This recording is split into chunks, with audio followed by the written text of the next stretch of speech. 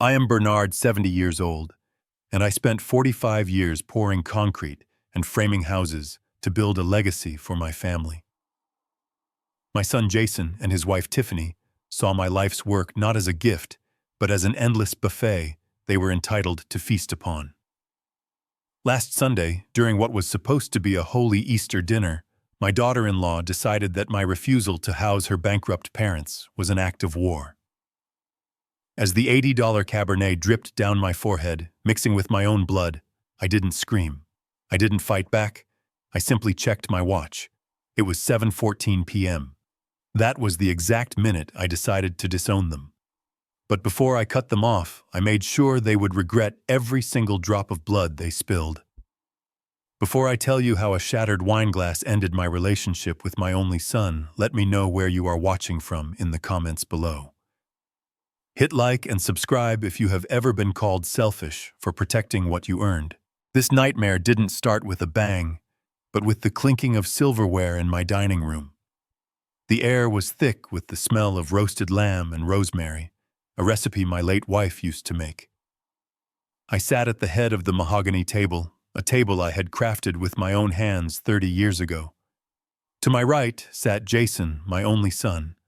To my left was Tiffany, his wife, who was currently swirling her wine glass with a look of calculated distress on her face.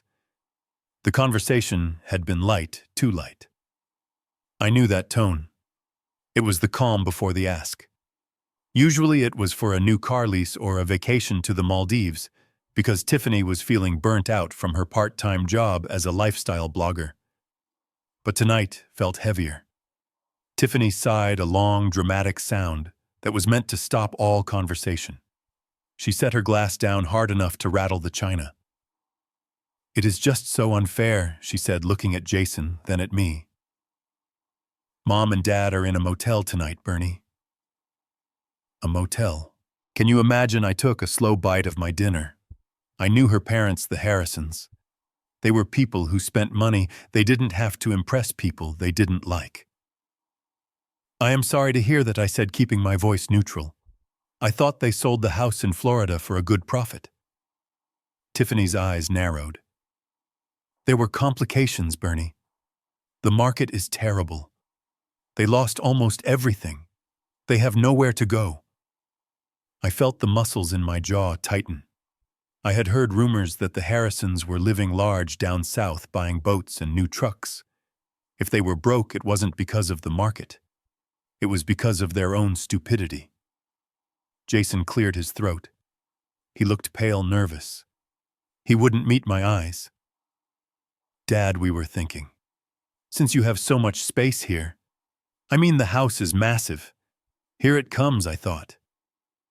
Tiffany leaned forward, her voice turning sugary sweet. "The east wing is completely empty, Bernie. It has 2 bedrooms, a private bath, and its own entrance. It would be perfect for them, just until they get back on their feet." I put my fork down. The east wing. That was the addition I built for my wife when she got sick, so she could look out at the garden she loved. It was her sanctuary. Since she passed, I kept it pristine.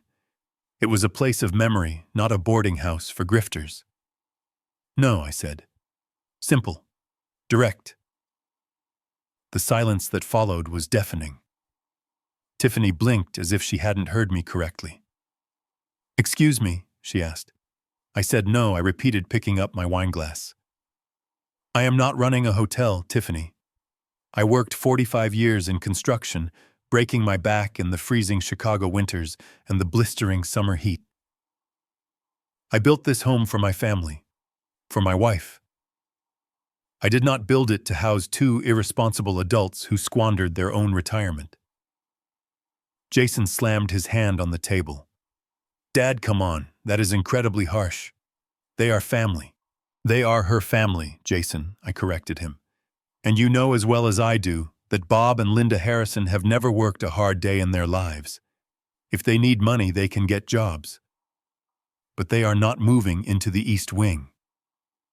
Tiffany's face began to turn a shade of red that matched the wine. "You are unbelievable," she hissed. You are sitting here in this mansion all alone hoarding rooms you do not even use. My parents are suffering. I looked her dead in the eye. I am not hoarding rooms. I am living in my home. The home I paid for. The home I pay taxes on. And frankly, Tiffany, I am tired of being the financial safety net for everyone in this room. That was the spark. Jason stood up his chair, scraping violently against the floor. You are being selfish, he screamed, his voice cracking. Always the same, isn't it? It is always about your money, your house, your rules. You have 5 empty bedrooms. What are you saving them for, ghosts? The disrespect stung more than I wanted to admit.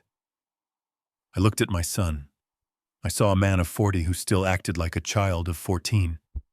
A man I had paid tuition for, whose car insurance I still covered, whose mortgage down payment I had provided. I am saving them for peace and quiet, I said, my voice dropping to a low, dangerous rumble. And if you think I am selfish, maybe you should try paying your own bills for a month. Tiffany stood up then. She was trembling, not with sadness, but with pure, unadulterated rage. She grabbed her wine glass. It was a large crystal goblet filled to the brim with the expensive Cabernet. You act like you are some kind of king, she shrieked. You are just a bitter, lonely old man. And then she threw it. She didn't toss the wine. She threw the glass. I saw it coming, but I was too shocked to move. The crystal goblet struck me right above the left eyebrow. It didn't bounce off. It shattered. The sound was like a gunshot in the quiet dining room. Shards of crystal flew across the table. For a second, I felt nothing. Then a sharp, searing heat sliced across my forehead. I sat there stunned. The warm, sticky liquid began to pour down my face. It dripped into my left eye, stinging and blurring my vision. I could taste it on my lips. Iron and tannins, blood and wine. Jason gasped, "Oh my God!" Tiffany. Tiffany stood there, her chest heaving, her hand still raised. She looked horrified for a split second, but then her face hardened again. "Look what you made me do," she muttered. I didn't say a word. I didn't scream. I didn't curse. The chaos in the room seemed to slow down. I reached into my pocket and pulled out a handkerchief. I pressed it to my forehead. It soaked through, instantly turning a deep crimson. I pulled back my cuff and looked at my watch. It was a sturdy steel dive watch I had bought myself when I retired. The glowing hands read 7:14 p.m. I memorized that time. 7:14 p.m. The moment my family died. I stood up slowly.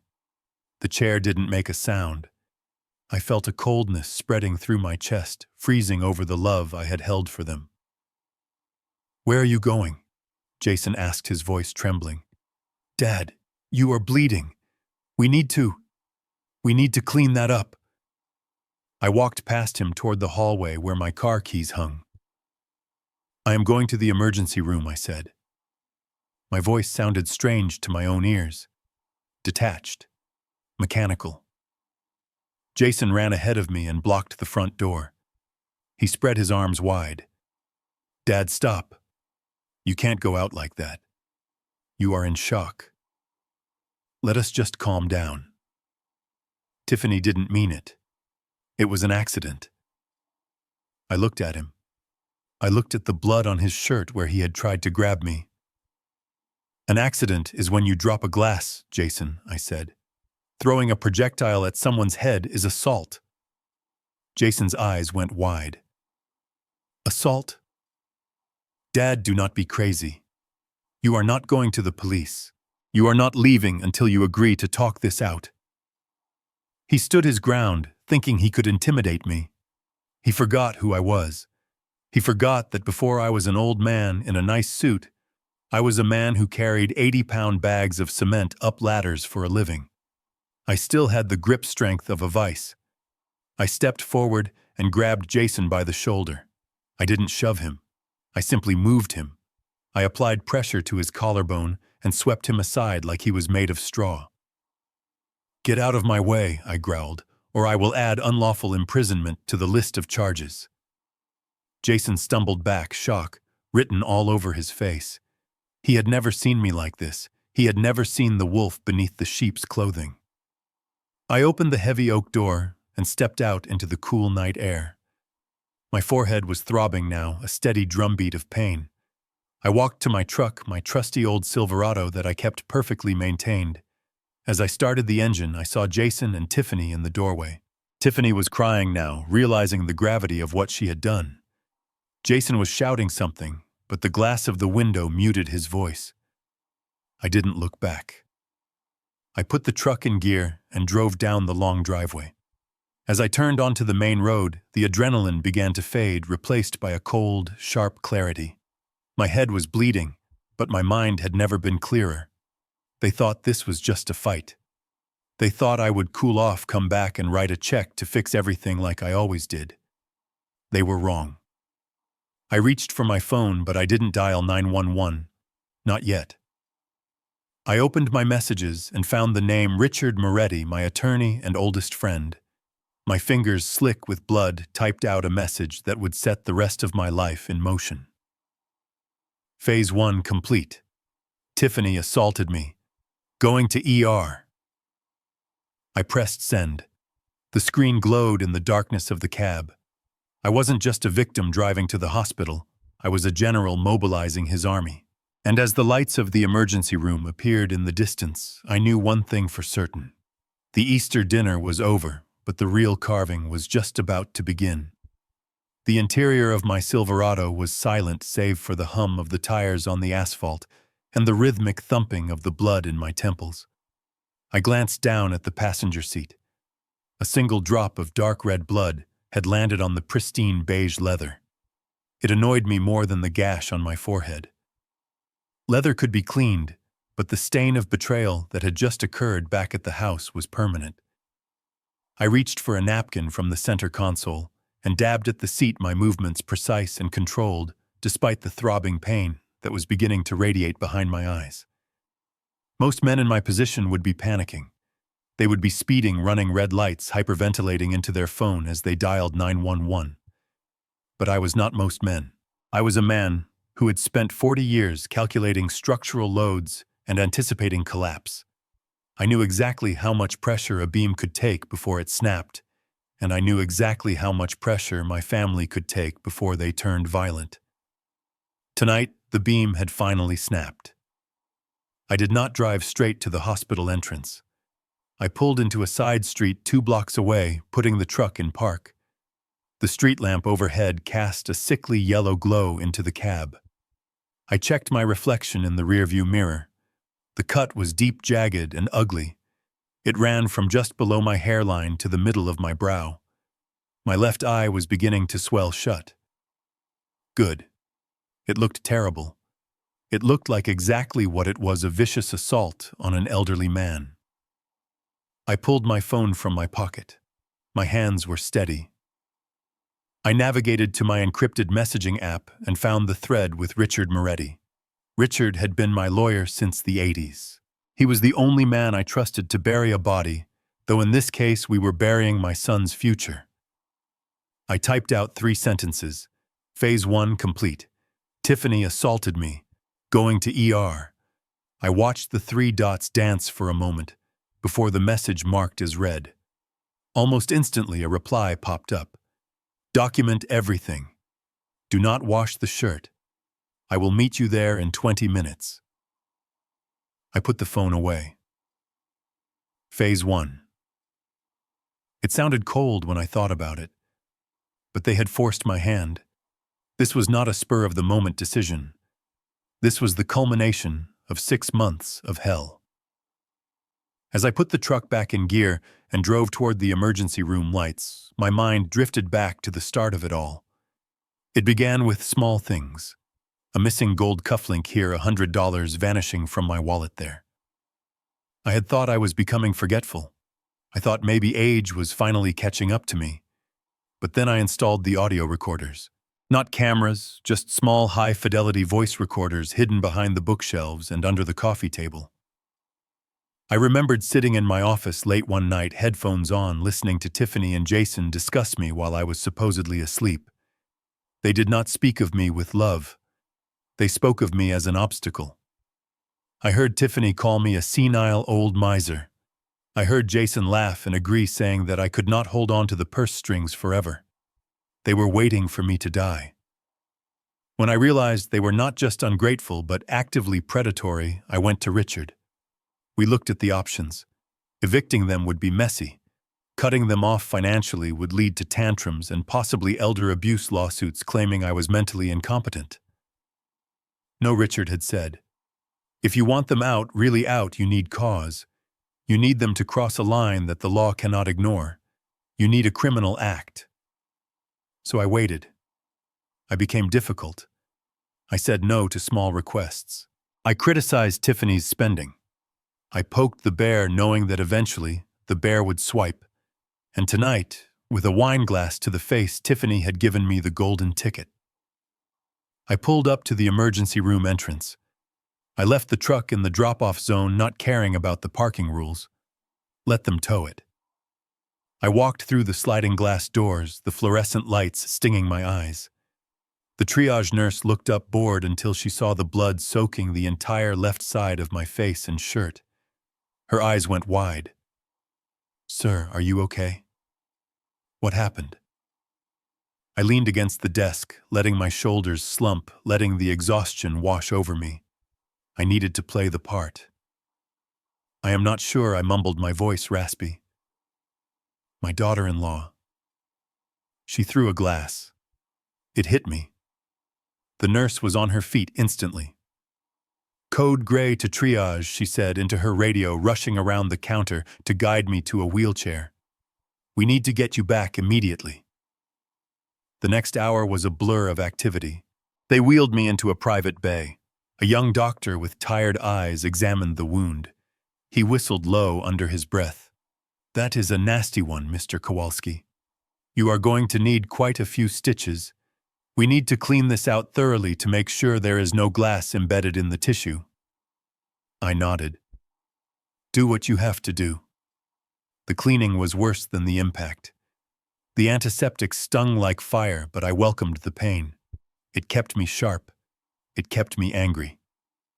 As the doctor began to sew me up, pulling the skin together with black nylon thread, a police officer entered the room. He was young, maybe 30, with a buzz cut and a notepad in his hand. "Officer Miller," he introduced himself. The nurse called it in as a domestic assault. "Can you tell me what happened tonight?" I looked at the officer. I did not see a young man. I saw a tool, a weapon I could wield. I took a deep breath. My son and his wife were at my house for Easter dinner. I began keeping my voice steady and factual. There was a disagreement about money. My daughter-in-law, Tiffany Kowalski, became enraged when I refused to let her parents move into my home. She picked up a heavy crystal wine glass and threw it at my head from a distance of about 4 feet. It was not accidental. She looked at me, screamed insults, and then threw it with force. The officer was writing furiously. "And your son, Jason? Did he participate?" I paused. This was the hardest part. Jason had not thrown the glass, but he had blocked the door. He had tried to stop me from leaving. He stood by while his wife abused me for months. "He is an accessory," I said coldly. "He prevented me from leaving the premises after I was injured. He tried to physically restrain me. I had to force my way out." The doctor tied off the last stitch. 12 stitches. A nice round number. Officer Miller looked up from his notepad. "Mr. Kowalski, given the severity of the injury and the fact that you are over 65, this falls under felony elder abuse statutes in this state. Do you want to press charges?" The room went silent. The doctor stopped cleaning his instruments. The nurse paused by the door. They were all waiting for the answer. Usually parents protect their children. Usually they say it was a mistake, that they do not want to ruin anyone's life. But my life had already been ruined. My sanctuary had been violated. My trust had been shattered. I looked Officer Miller in the eye.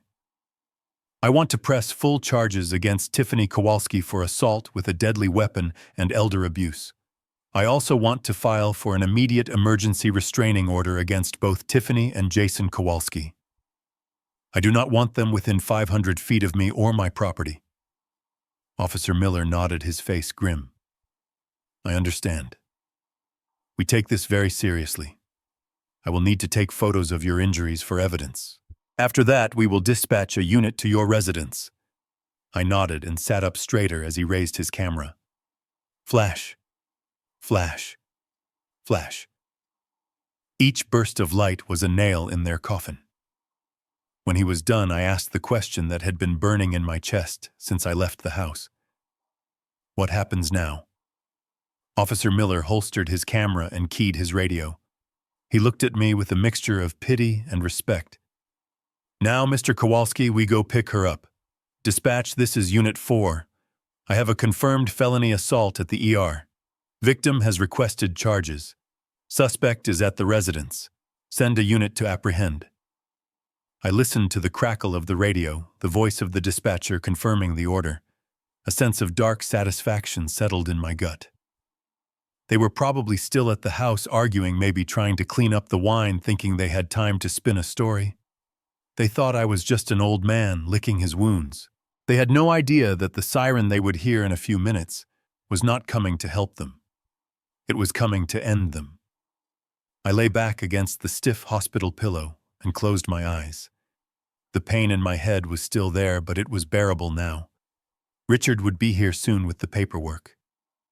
Phase 1 was indeed complete. The trap had been sprung. Now we just had to watch them thrash. The silence in the hospital waiting room was broken only by the hum of the vending machine and the distant murmur of nurses at the station. I sat there, a fresh bandage throbbing on my forehead, staring at my phone. I knew exactly what was happening across town at my house. I could visualize it with the clarity of a man who had built that structure from the ground up. By now, Jason and Tiffany would be in panic mode. They would be on their hands and knees, scrubbing the expensive hardwood floors with bleach, trying to erase the red wine and the blood before it stained the grain. They were not cleaning up a spill. They were destroying evidence. They probably thought they had gotten away with it. They likely told themselves that the old man was just being dramatic, that I would cool off, drive around for an hour, and come home to apologize for making a scene. They had no idea that a patrol car was turning onto our street, its lights cut to avoid detection until the last second. My phone buzzed against the hard plastic of the chair. It was a text from Officer Miller. Units have arrived. We are executing the warrant. I felt a cold, dark satisfaction settle in my chest. It was not happiness. It was the feeling of a structural engineer watching a controlled demolition. I had planted the charges, and now gravity was doing the rest. I closed my eyes and imagined the scene. I knew that Tiffany's parents, the Harrisons, were scheduled to arrive right about now. They would be pulling up in their rental car, luggage in hand, expecting a warm welcome and a free room in the East Wing. Instead, they were walking into a crime scene. I could almost hear the confusion in their voices as they walked through the front door, seeing their daughter with a rag in her hand and terror in her eyes. Then my phone rang. The screen lit up with Jason's name. I let it ring. 1, 2, 3, 4 times. I wanted him to feel the desperation. I wanted him to wonder if I was even alive. Finally, on the last ring, I swiped green and held the phone to my ear. I did not say hello. I just listened. Dad. Dad, pick up.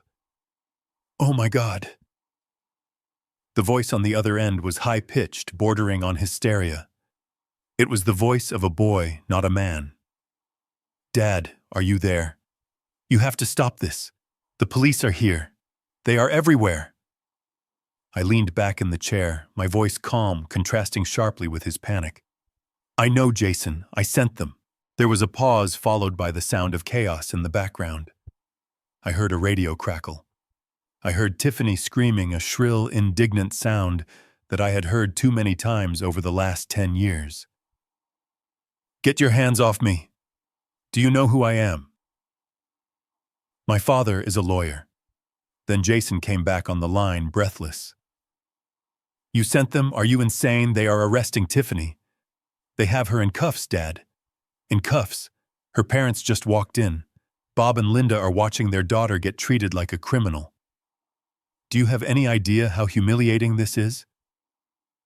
I looked at the blood drying on my shirt cuff. "Humiliating," I repeated. "You want to talk about humiliation, Jason? Humiliation is having a wine glass thrown at your face in your own home. Humiliation is being told you are selfish for protecting your assets from vultures. Humiliation is bleeding into your dinner while your son blocks the door to keep you from leaving." Jason was not listening. He was too busy feeling sorry for himself. "This is a misunderstanding." She slipped. The glass slipped. You cannot put my wife in jail over a broken glass. You need to tell them to stop. Tell them you fell. Tell them anything." I let out a short, dry laugh. It hurts to laugh with 12 stitches in your forehead, but I could not help it. "You want me to lie to the police, Jason. You want me to commit a crime to cover up her crime. That is exactly why we are here. You have spent your whole life thinking there are no consequences. You think because I paid for your college and your car and your house down payment that I will pay for this too. But I cannot write a check to fix this." In the background, I heard Officer Miller's voice, firm and professional. "Ma'am, stop resisting, or we will add a charge. You have the right to remain silent." Jason's voice cracked. "Dad, please. She is crying. They are dragging her out to the car. The neighbors are watching. Mrs. Higgins is on her porch. Our reputation is ruined." "Your reputation," I corrected him. "My reputation is just fine. In fact, I think people will finally understand why I have looked so tired for the last few years." Jason exploded. "You are a monster. You are a vindictive, senile old man. You are doing this just to hurt us. You are doing this because you are lonely and miserable, and you want everyone else to be miserable too." I sat up straight. The time for the reveal had come. I had held this card close to my chest for months, waiting for the right moment to play it. "I am not doing this because I am lonely." "Jason," I said, my voice dropping an octave, becoming hard as granite. "I am doing this because I am done being your bank account, and I am done being lied to." "What are you talking about?" Jason snapped. "I am talking about the $20,000, Jason." The line went dead silent. The screaming in the background seemed to fade away. The only sound was Jason's ragged breathing. I continued letting the words sink in like nails. "I know about the online gambling, Jason. I know about the debt you racked up on the sports betting apps. I know you borrowed money from your wife's parents to pay the interest, which is why they are broke and needed to move in with me. And I know that you have been skimming from the household account I set up for groceries to try and win it back." "Dad, Jason stammered. "I can explain. It was just a bad streak. I was going to pay it back." "No, you were not," I said. "You were going to move the Harrisons into my house so you could use their rent money, or lack thereof, to cover your tracks. You were going to turn my home into a shelter for your mistakes. The disrespect tonight was not about the house. It was because you were cornered. You were desperate, and you took it out on me." Jason was sobbing now. A pathetic, broken sound. "Dad, please. I am in over my head. If Tiffany goes to jail, her parents will find out everything. They will kill me. You have to help me. Just this once." I looked at the exit sign above the hospital doors. It glowed a bright, hopeful red. "I have helped you every day of your life, Jason," I said. "And look where it got me. A scar on my face and a son who calls me a monster. I am done helping. You are a grown man. Figure it out." But where will you go? Jason asked, his voice trembling. You cannot go back to the house. It is a mess. I am not coming back to the house, I said. Not tonight. And not until the locks are changed and you are gone. I pulled the phone away from my ear. I could still hear him shouting, pleading, begging me to wait, to listen, to understand. But I had understood enough. I pressed the red button to end the call. Then I went into the settings and tapped the button that said block caller. The silence that followed was beautiful. I stood up, my legs feeling surprisingly steady. I walked out of the emergency room and hailed a taxi. The driver, an older man with a kind face, looked at my bandage but didn't ask questions. Where to? He asked. Take me to the peninsula, I said. He raised an eyebrow. The fancy one downtown? The very same, I replied. The ride to the hotel was smooth. I watched the city of Chicago pass by, the lights blurring into streaks of gold and silver. I had built buildings in this city. I had left my mark on the skyline. Now I was rebuilding my own life. When I walked into the lobby of the peninsula, the concierge did not look at my bloody shirt with disgust. He looked at me with concern and professionalism. I handed him my black credit card. I need a suite, I said. Ocean view. If you have it, though, I know we are on a lake, and I need a bottle of your best bourbon sent up. And one more thing. Yes, Mr. Kowalski, the concierge asked, typing rapidly. If a man named Jason Kowalski calls or tries to visit, I am not here. I am not to be disturbed by anyone. Understood, sir, he said, handing me a key card. I took the elevator up to the 35th floor. The room was magnificent.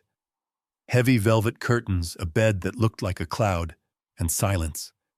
Absolute, expensive silence. I walked to the window and looked out at the city.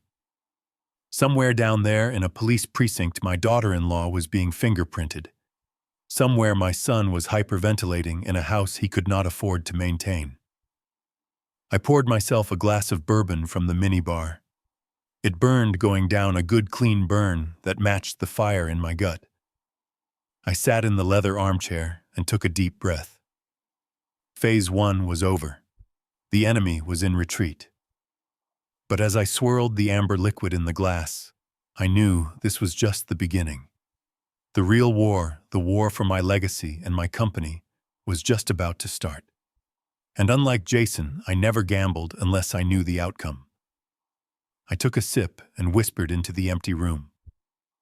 Your move, son. The morning sun hitting the 35th floor of the peninsula was not warm. It was exposing. It cut through the sheer curtains and landed right on the manila envelope sitting on the marble coffee table. I sat there in a plush bathrobe that cost more than my first car, sipping black coffee that tasted like roasted nuts and victory. My head throbbed with a dull, rhythmic ache under the bandage, a constant reminder of the glass that had shattered my family. But the pain was secondary. The primary sensation coursing through my veins was anticipation. Richard Moretti sat across from me. He looked as crisp and sharp as a new $100 bill. He did not look like a man who had been up half the night coordinating bail bonds and restraining orders. He looked like a shark in a pinstripe suit. He tapped the envelope with a manicured finger. You are going to want to sit down for this, Bernie, Richard said, his voice devoid of emotion. Although you are already sitting, so maybe you should pour a second cup of coffee. I put my cup down. I do not need caffeine, Richard. I need ammunition. Tell me what the private investigator found. Richard opened the folder. The sound of the paper sliding against the table was the only noise in the room. He laid out 3 documents side by side. They were bank statements and property deeds. Standard paperwork until you looked at the numbers. Here is the narrative your daughter-in-law spun last night, Richard began. Her parents, Bob and Linda Harrison, are destitute. The market crashed. They lost their home in Florida. They have nowhere to go but the street or your East Wing. I nodded. That was the story. the tearful plea that led to my injury. Richard pointed to the first document. This is the closing statement for the sale of their property in Boca Raton. It closed 4 days ago. I leaned in, squinting slightly. My eyes widened. The sale price was not a foreclosure amount. It was not a short sale. It was $650,000. Cash, Richard added. No mortgage to pay off. After closing costs and fees, they walked away with over $620,000 in pure liquid cash. It was deposited into a joint account at Chase Bank on Tuesday. I felt a laugh bubbling up in my chest, a dark, cynical thing. They have over $500,000 in the bank, I whispered, and they are sleeping in a Motel 6 to sell the poverty story. It gets better, Richard said, a thin smile playing on his lips. He slid the second document toward me. It was a glossy printout, an invoice from a luxury RV dealership in Tampa. This is a purchase order dated yesterday morning, Richard explained, for a Winnebago Horizon. It is a 40-foot diesel pusher, marble floors, king-size bed washer and dryer on board. The sticker price is $400,000. I stared at the photo of the vehicle. It was a mansion on wheels. It was nicer than the first house I built for myself. They put down a $10,000 non-refundable deposit, Richard continued. They are scheduled to pick it up next week. I sat back, the pieces of the puzzle clicking into place with a sickening thud. The plan was never to live with me permanently. The plan was to use my house as a storage unit and a free base of operations. They wanted to park their parents in my east wing so they could avoid paying rent while they waited for their luxury land yacht to be ready. And once they had the RV, they were going to travel the country, living the high life on the remaining $200,000, while I stayed home mowing the lawn and paying the utilities. I was not just a bank to them all. I was the help.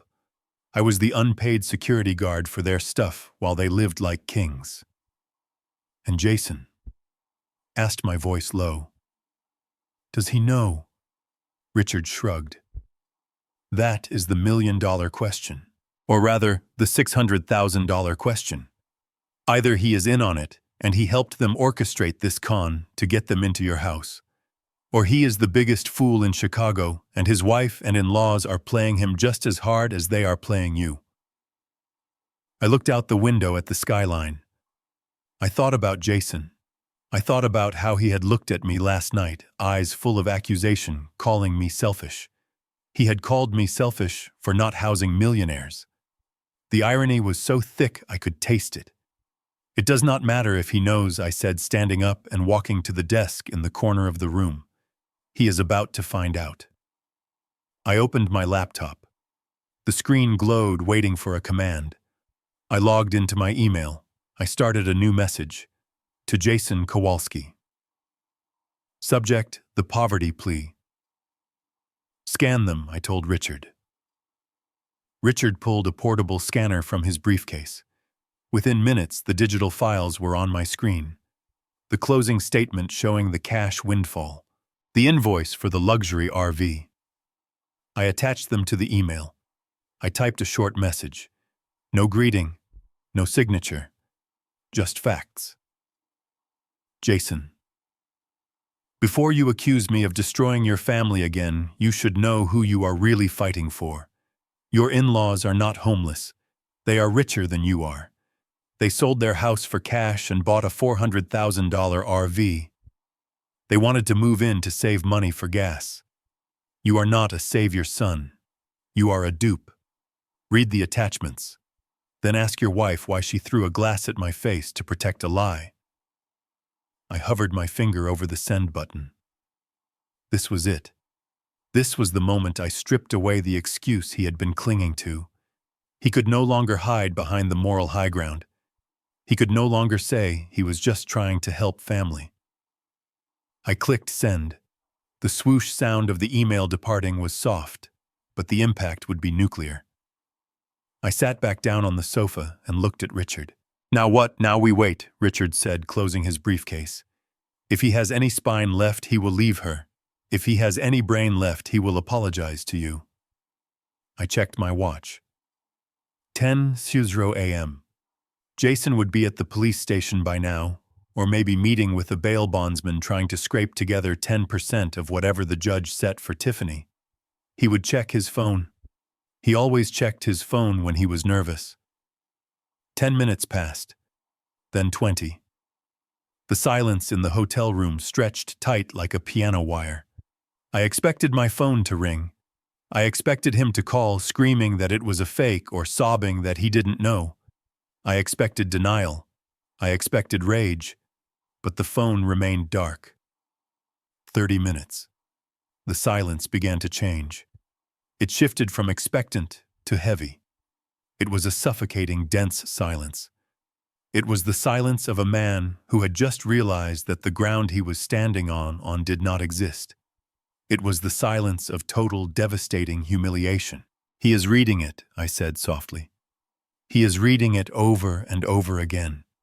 "He is looking at his wife," Richard said. "He is looking at her sitting in a holding cell, or maybe sitting in the car next to him. And he is realizing that the woman he married is a stranger." Or I said, a darker thought entering my mind. He is realizing that he is too weak to do anything about it. I stared at the black screen of my phone. That silence hurt more than the shouting match the night before. Shouting is engagement. Shouting means there is still a connection, however volatile. Silence is the death of hope. He wasn't calling because there was nothing to say. The truth was too big, too bright, and too ugly to argue with. I poured myself another cup of coffee, my hand shaking just slightly. The caffeine didn't help. The image of the RV invoice was burned into my retina. A $400,000 toy. And for that, for a toy, my son was willing to let his father bleed. "Leave the file, Richard," I said. "I have a feeling I am going to need to look at it again." Richard nodded and stood up to leave. "You know where to find me, Bernie. Step 2 is securing the company assets. We do not want Jason doing anything rash with the business accounts now that he knows the gravy train has derailed." I didn't answer. I was still watching the phone, willing it to light up. Willing my son to be the man I raised to call me and say he was sorry that he was leaving them, that he was coming back to my side. But the phone stayed black. And in that silence I realized that the son I thought I had might be gone forever, replaced by a man who would swallow any lie just to keep the peace with a woman who despised him. The hook was in the lie was exposed, but the gut feeling told me the worst was yet to come. I turned to look at the door Richard had just closed. I was alone in a luxury suite, vindicated by the truth, yet entirely, completely alone.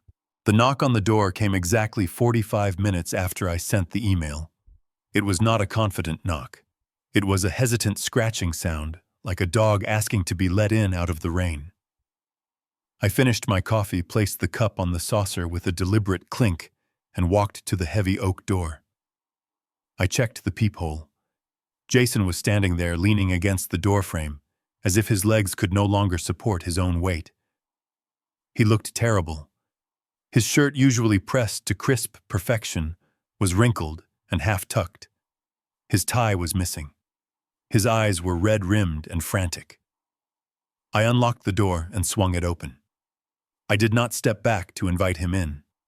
I simply stood there, a barrier he had to cross. He looked at me, then at the bandage on my forehead. He flinched as if the sight of my injury physically hurt him. "Dad," he croaked. His voice was dry, cracked. "Come in," I said, stepping aside. Jason walked past me into the suite. He didn't notice the view of the lake or the luxury furnishings. He collapsed onto the velvet sofa, burying his face in his hands. I closed the door and locked it. I wanted him to feel the weight of the room. I walked over to the armchair opposite him and sat down, crossing my legs. I waited. I was good at waiting. In construction, you learn that rushing a foundation only leads to cracks later on. I read the email Jason whispered through his fingers, and I asked. He looked up. His face was a mask of confusion and betrayal. "Is it true, the money? The RV? Is it real?" I pointed to the folder on the table. The documents are right there. Certified copies. Your in-laws have $650,000 sitting in a Chase bank account while you were begging me to house them. They bought a luxury vehicle worth more than your first house while you were screaming at me for being selfish. Jason reached for the papers. His hands were shaking so badly he could barely hold them. He stared at the bank statement, his eyes scanning the numbers. He looked like a man trying to read his own death certificate. They lied to me, he said, his voice trembling. They looked me in the eye and told me they had nothing. Tiffany told me they were going to be on the street. I leaned forward. They played you, son. They saw a weak link and they pulled. They knew you would come to me. They knew you would fight their battle. And they knew that if they cried poor, you would feel obligated to save them. Jason crumpled the paper in his fist. I cannot believe it. I defended them. I fought you for them. I thought this was the moment. I thought this was where he would stand up, apologize, and tell me that he was done with the lies. I thought he would ask how to fix things between us. But I was wrong. I had underestimated the depth of his dependency. Jason took a deep breath. He looked at me and his expression shifted. The shock faded, replaced by a desperate, pleading look that made my stomach turn. Dad, look. They are wrong. What they did is terrible. And I will deal with Bob and Linda.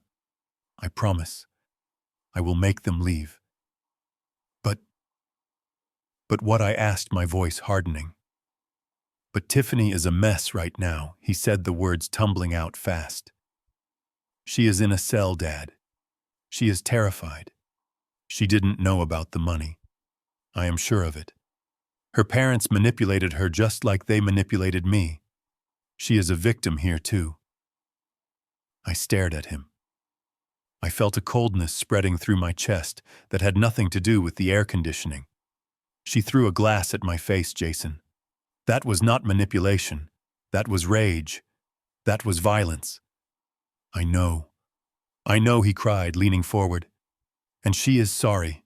It was a reflex. She was stressed. She thought her parents were homeless. She snapped.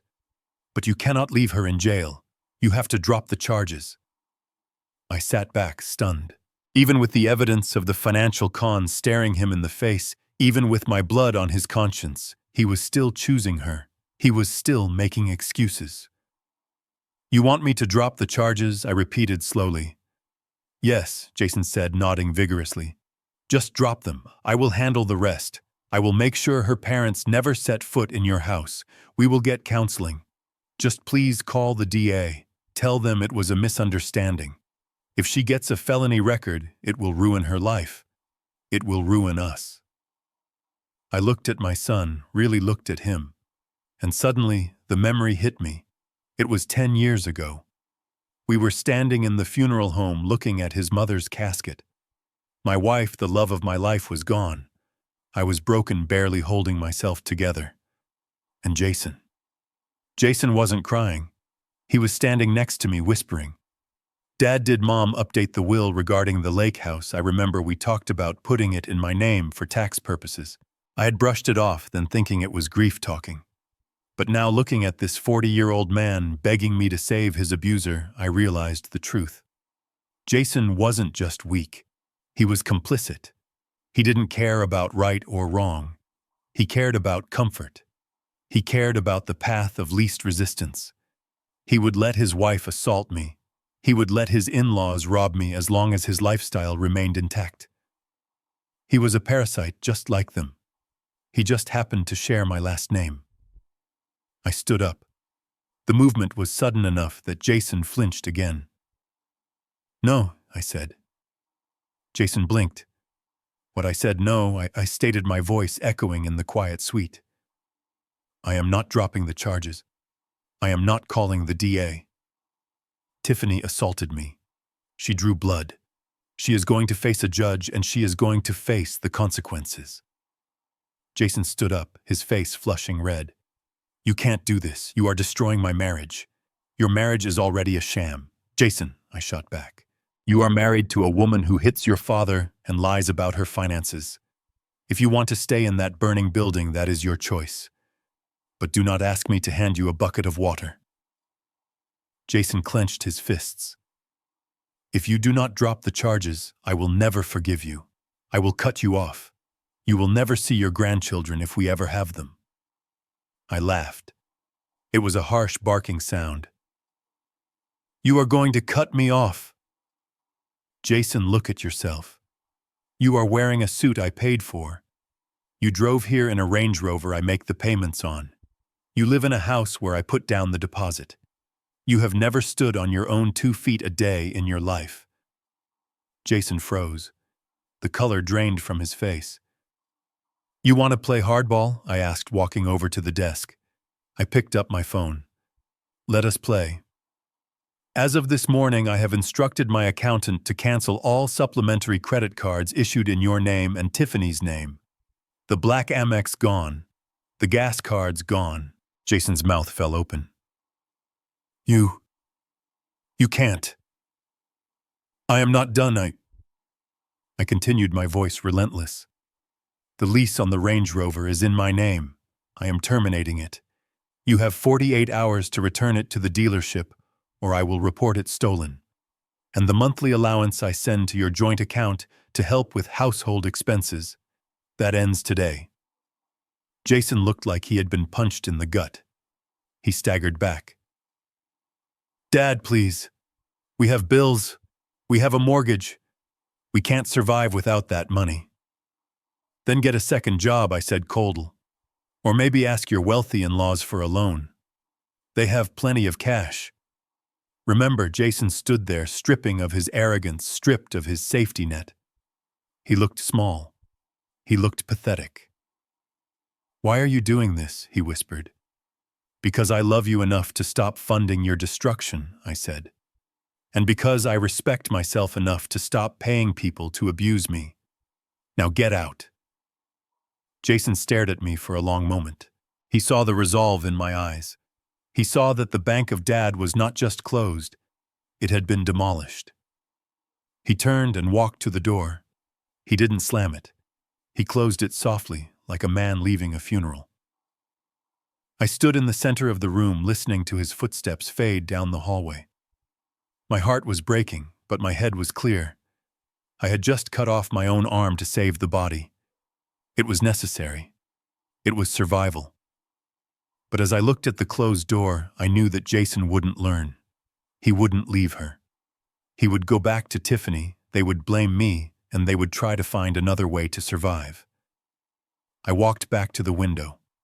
I had to be ready. A cornered animal is dangerous, but a cornered animal with a taste for luxury is lethal. I picked up the phone and dialed Richard. "He just left," I said. "Lock down the company accounts. And Richard, get a forensic accountant. I want to know where every dime of the business money has gone in the last 2 years." Why, Richard asked. "Because he didn't fight for me," I said, watching the traffic below. "Which means he is fighting for himself. And I have a feeling he has been fighting dirty for a long time." The silence in my house was not the peaceful quiet of a sanctuary, but the heavy, suffocating stillness of a tomb. I pulled my truck into the garage, the sound of the engine echoing against the concrete walls that I had poured myself 30 years ago. For the first time in decades, the space beside me was empty. No Jason's car. No Tiffany's convertible. They were gone. My lawyer Richard had informed me an hour ago that Tiffany had made bail. Her parents had put up the deed to their new RV as collateral, a foolish move that made me shake my head. But the restraining order was in effect. They could not come here. They could not call. I was, for all intents and purposes, a ghost in my own home. I walked to the front door, the keys heavy in my hand. I unlocked it and stepped inside. The air was stale. The cleaning crew I hired had done their job. The red wine stain on the dining room wall was gone. The shards of crystal had been swept away. But I could still see it. I could still see the arc of the glass flying toward my face.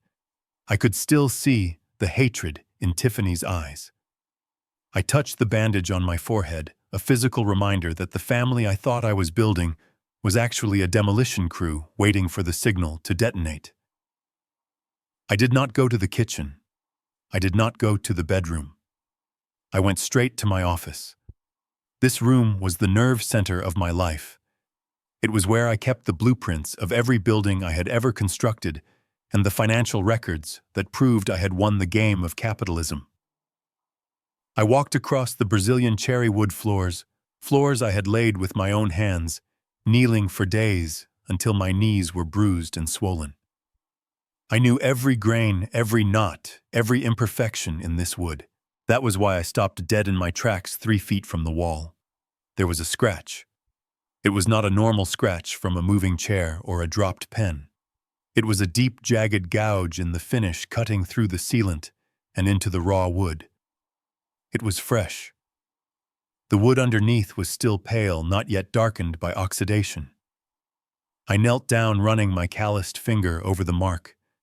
It was curved. It looked like the result of something heavy being dragged and then slipping. I followed the trajectory of the scratch. It pointed directly toward the large oil painting of the Chicago skyline that hung behind my desk. My heart began to hammer against my ribs, a slow, heavy thud. I stood up and walked behind the desk. I gripped the frame of the painting. It was heavy, but it swung out on its hinges smoothly. Behind it was the wall safe. I felt the blood drain from my face. The dial of the safe was battered. There were deep scratches around the combination lock marks made by a screwdriver or a chisel. Someone had tried to pry the faceplate off. They had failed, of course. This was a TL-30 rated safe designed to withstand tool attacks for 30 minutes. But the attempt was clear, and it was recent. There was a fine dusting of metal shavings on the floor that the cleaners had missed. I stared at the safe. Inside were the deeds to the construction company. Inside were the bearer bonds I had bought in the 90s. Inside was the original copy of my will. They didn't just want to live in the East Wing. They wanted everything. I realized with a sickening clarity that the argument at Easter dinner wasn't the beginning. It was the distraction. While Tiffany was screaming at me while Jason was blocking the door, had they planned to come back here later? Or had they tried this days ago when I was out inspecting a site? I closed the painting. The rage I felt now was different from the anger at the dinner. That was hot, explosive anger. This was cold. This was the calculating resolve of a man who realizes there is a thief inside the perimeter. I picked up the phone on my desk. I didn't dial Jason. I dialed the only man who could secure this fortress. "Mike," I said when the voice answered. "It is Bernie. I need you at my house in 20 minutes. Bring the commercial-grade hardware." Mike was a locksmith I had used on my commercial sites for 20 years. He didn't ask questions. He just asked what I needed. "I want everything changed," I told him. "Every exterior door, every interior lock. And Mike, I want biometric scanners on the master bedroom and the office. Fingerprint only. No keys, no codes. If it doesn't have my pulse, it doesn't open. And one more thing," I added, looking at the bookshelf. "I need cameras. The hidden ones. The ones we used at the warehouse when we had the internal theft problem. I want them in every common room. And I want 2 in the office. Today." By the time Mike arrived, I was already moving. I went through the house, checking every window, every latch. I felt like a stranger in the home I had built. Every shadow seemed to hold a secret. Every creak of the floorboards sounded like a betrayal. While Mike drilled into the doors, installing high-security deadbolts that snapped shut with the sound of a prison cell closing, I sat at my desk. My mind was racing. If they had tried to break into the safe, they were desperate for documents. Or cash. Cash. Jason was the CEO of my company in name, but I still held the majority shares. However, he had signing authority on the operating accounts. I had given it to him 5 years ago, a gesture of trust, a way to let him feel like a big shot. I grabbed the phone again. My hands were shaking not from fear, but from the adrenaline of the hunt. I dialed Richard. Bernie. Richard answered. I am working on the restraining order paperwork. Did something happen? They tried the safe, Richard. I said, my voice low. What I found, tool marks on the wall safe. They tried to pry it open. They were looking for the deeds, Richard. Or the bonds. There was a moment of silence on the line. That changes things, Richard said. That is attempted burglary. We can add that to the charges. Forget the charges for a second, I snapped. Richard, if they were desperate enough to take a chisel to a steel safe in my own house, what else have they touched? I need you to open the company books, I said. Right now. Not the quarterly reports Jason sends me. I want the raw transaction logs from the bank. I want to see every dime that has moved in or out of Kowalski Construction in the last 24 months. Bernie, it is late. The banks are closed. I don't care, I roared. Use your online access. You have the power of attorney. Log in. Check the operating account. Check the reserve fund. Check everything. I heard Richard typing in the background. Okay. I am logging in now. Give me some time to go through the ledgers. It is a lot of data. Call me back the second you find anything, I said. Anything, Richard. Even a $10 error. I hung up. The next 2 hours were the longest of my life. I watched Mike install the cameras. Tiny pinhole lenses hidden in the eye of a deer mount in the spine of a book in the smoke detector. I watched him program my fingerprint into the new lock on the office door. The scanner beeped green, accepting me the master. I sat in the leather chair, staring at the silent phone. The sun began to set, casting long, jagged shadows across the room. The scratch on the floor seemed to glow in the dim light, a scar on the face of my legacy. I thought about Jason. I thought about the little boy who used to follow me around job sites with a plastic hard hat. I thought about the teenager who asked for a car. I thought about the man who stood by while his wife assaulted me. Was he capable of this? Was he capable of stealing from the very company that put food on his table? The phone rang. The sound was sharp, piercing the silence. I snatched it up before the first ring finished. Bernie Richards' voice was different. It wasn't the confident voice of a lawyer. It was the hushed, serious voice of a friend delivering bad news. Tell me, I said. Bernie, you need to sit down. I am sitting, Richard. Spit it out. We have a problem, Richard said. A big problem. I am looking at the operating account for the last 2 years. There are withdrawals, Bernie. Hundreds of them. Withdrawals for what? Materials, labor. No, Richard said. These are cash withdrawals. ATM limits maxed out every single day. Checks written to shell companies that do not exist. And wire transfers to offshore accounts that look like online gambling sites. How much? I asked. I felt a cold numbness spreading from my fingertips up my arms. Richard exhaled a sound of pure disbelief. Bernie, the reserve fund is almost gone. The operating capital is down to fumes. I am still tallying it up, but just at a glance. We are looking at over $250,000. The room spun. $250,000. My retirement. The company's safety net. The money I had saved for a rainy day. It wasn't raining. It was a hurricane. He didn't just break my heart, Richard, I whispered into the phone. He broke the bank. I looked at the camera lens hidden in the bookshelf, the red light blinking slowly. I was recording an empty room, but the real crime had already happened right under my nose, signed with my son's name. Get the forensic accountant, I said, my voice sounding like gravel. And Richard, do not tell Jason we know. Not yet. Why? Richard asked. Because I said, staring at the scarred safe. I am going to set a trap, and I want to see if he walks into it. The digital clock on the wall of my home office read 2:00 a.m., but neither Richard nor I had yawned once. The coffee pot was sitting empty on the side table, a dark stain at the bottom, the only evidence of the caffeine that was fueling this nightmare. The air in the room was thick, heavy with the smell of old paper and the metallic tang of betrayal. We were not looking at blueprints anymore. We were not looking at the future of Kowalski construction. We were looking at a crime scene displayed row by sickening row on Richard's laptop screen. Richard adjusted his glasses, the blue light from the monitor reflecting in the lenses, making him look ghostly. He hadn't spoken in 10 minutes, just clicking, scrolling, and occasionally letting out a sharp exhale of disbelief. I sat opposite him, my hands gripping the armrests of my leather chair so hard my knuckles were white. I was 51% owner of this company.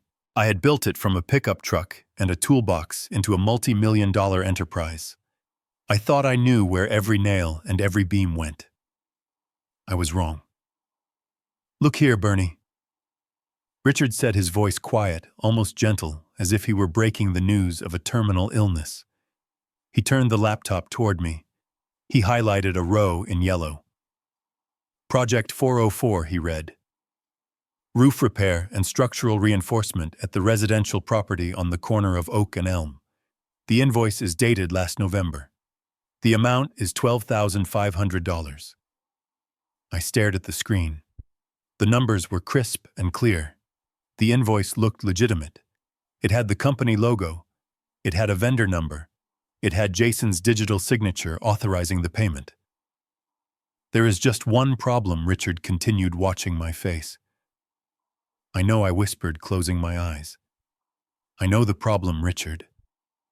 I didn't need to look up the property records. I knew the corner of Oak and Elm. It was a vacant lot.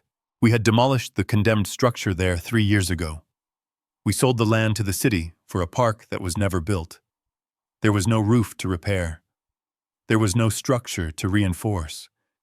It was a patch of weeds and dirt.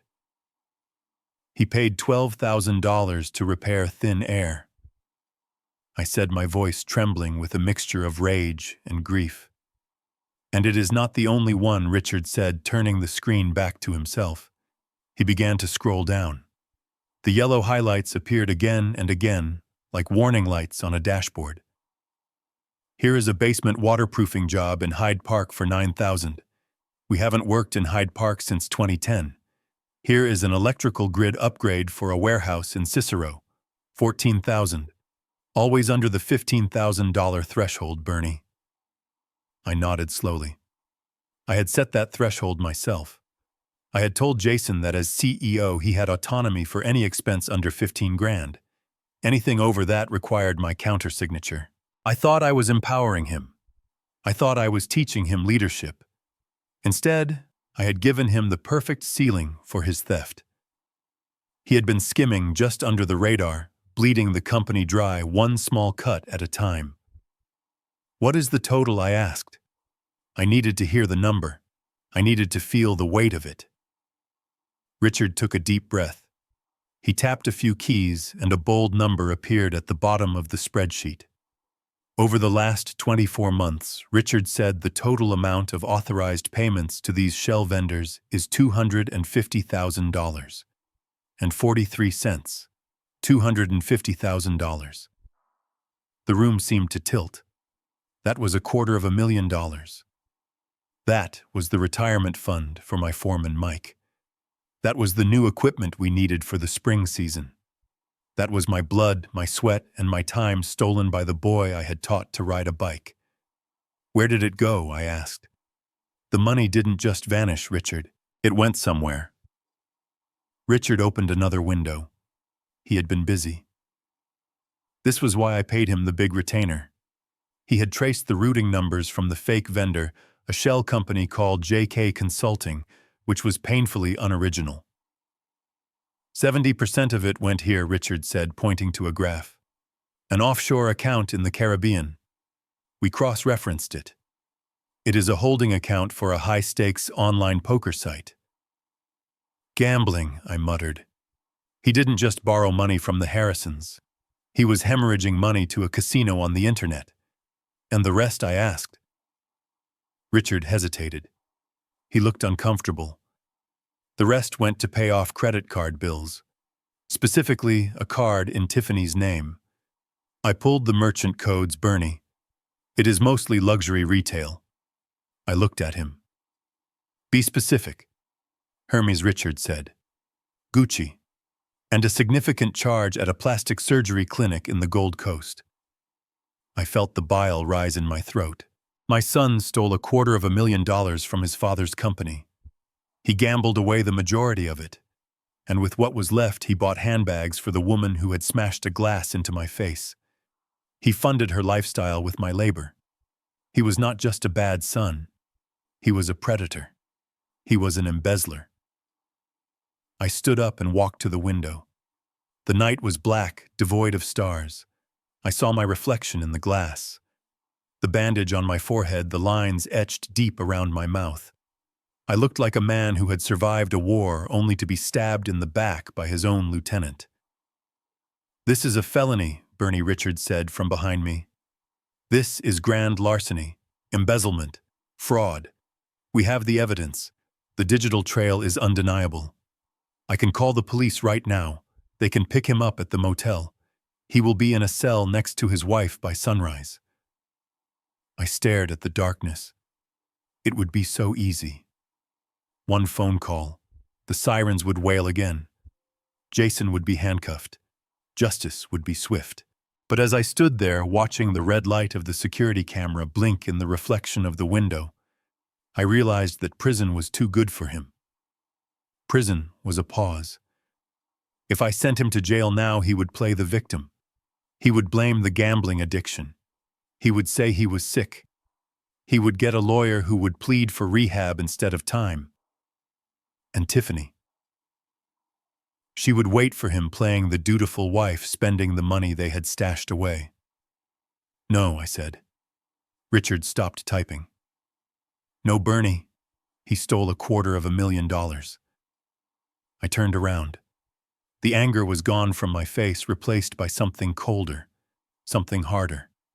It was the look of a man who was done reacting and was ready to start executing.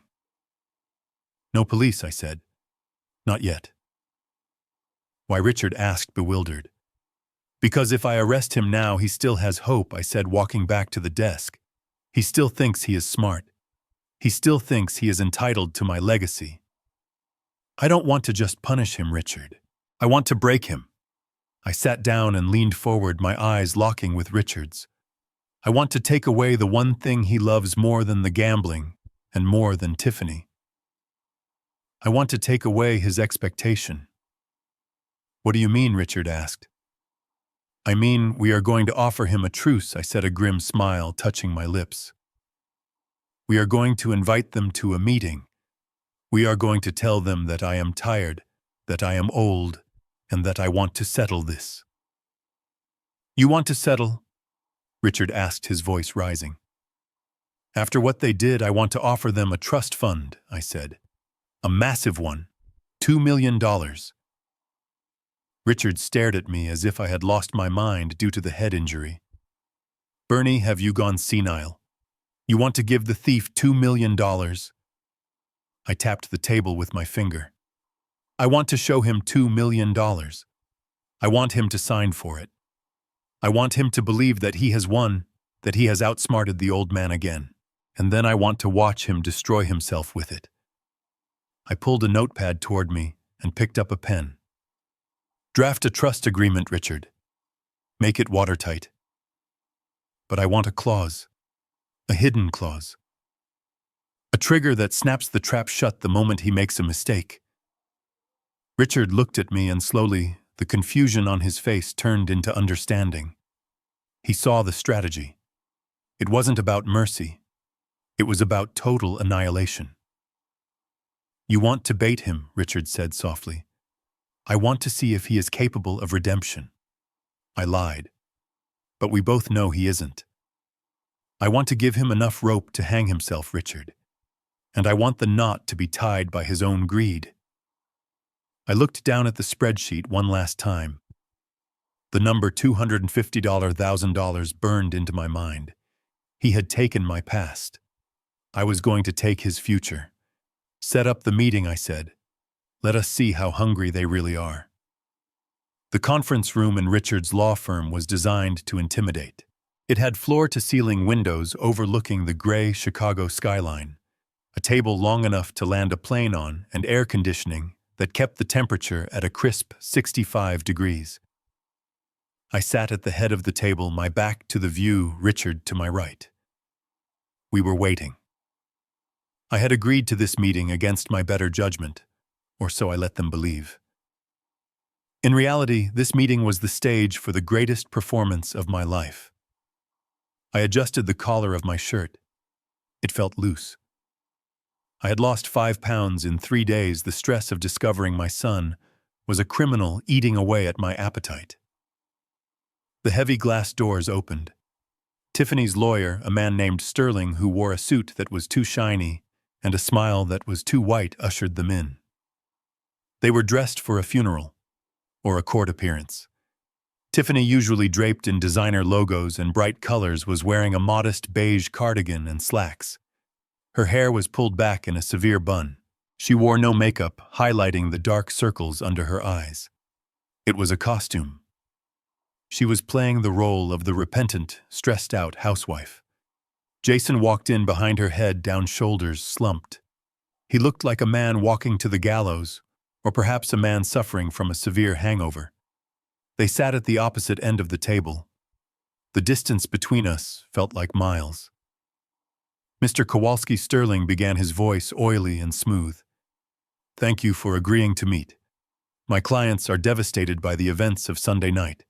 We are here to facilitate healing, not conflict." I didn't say anything.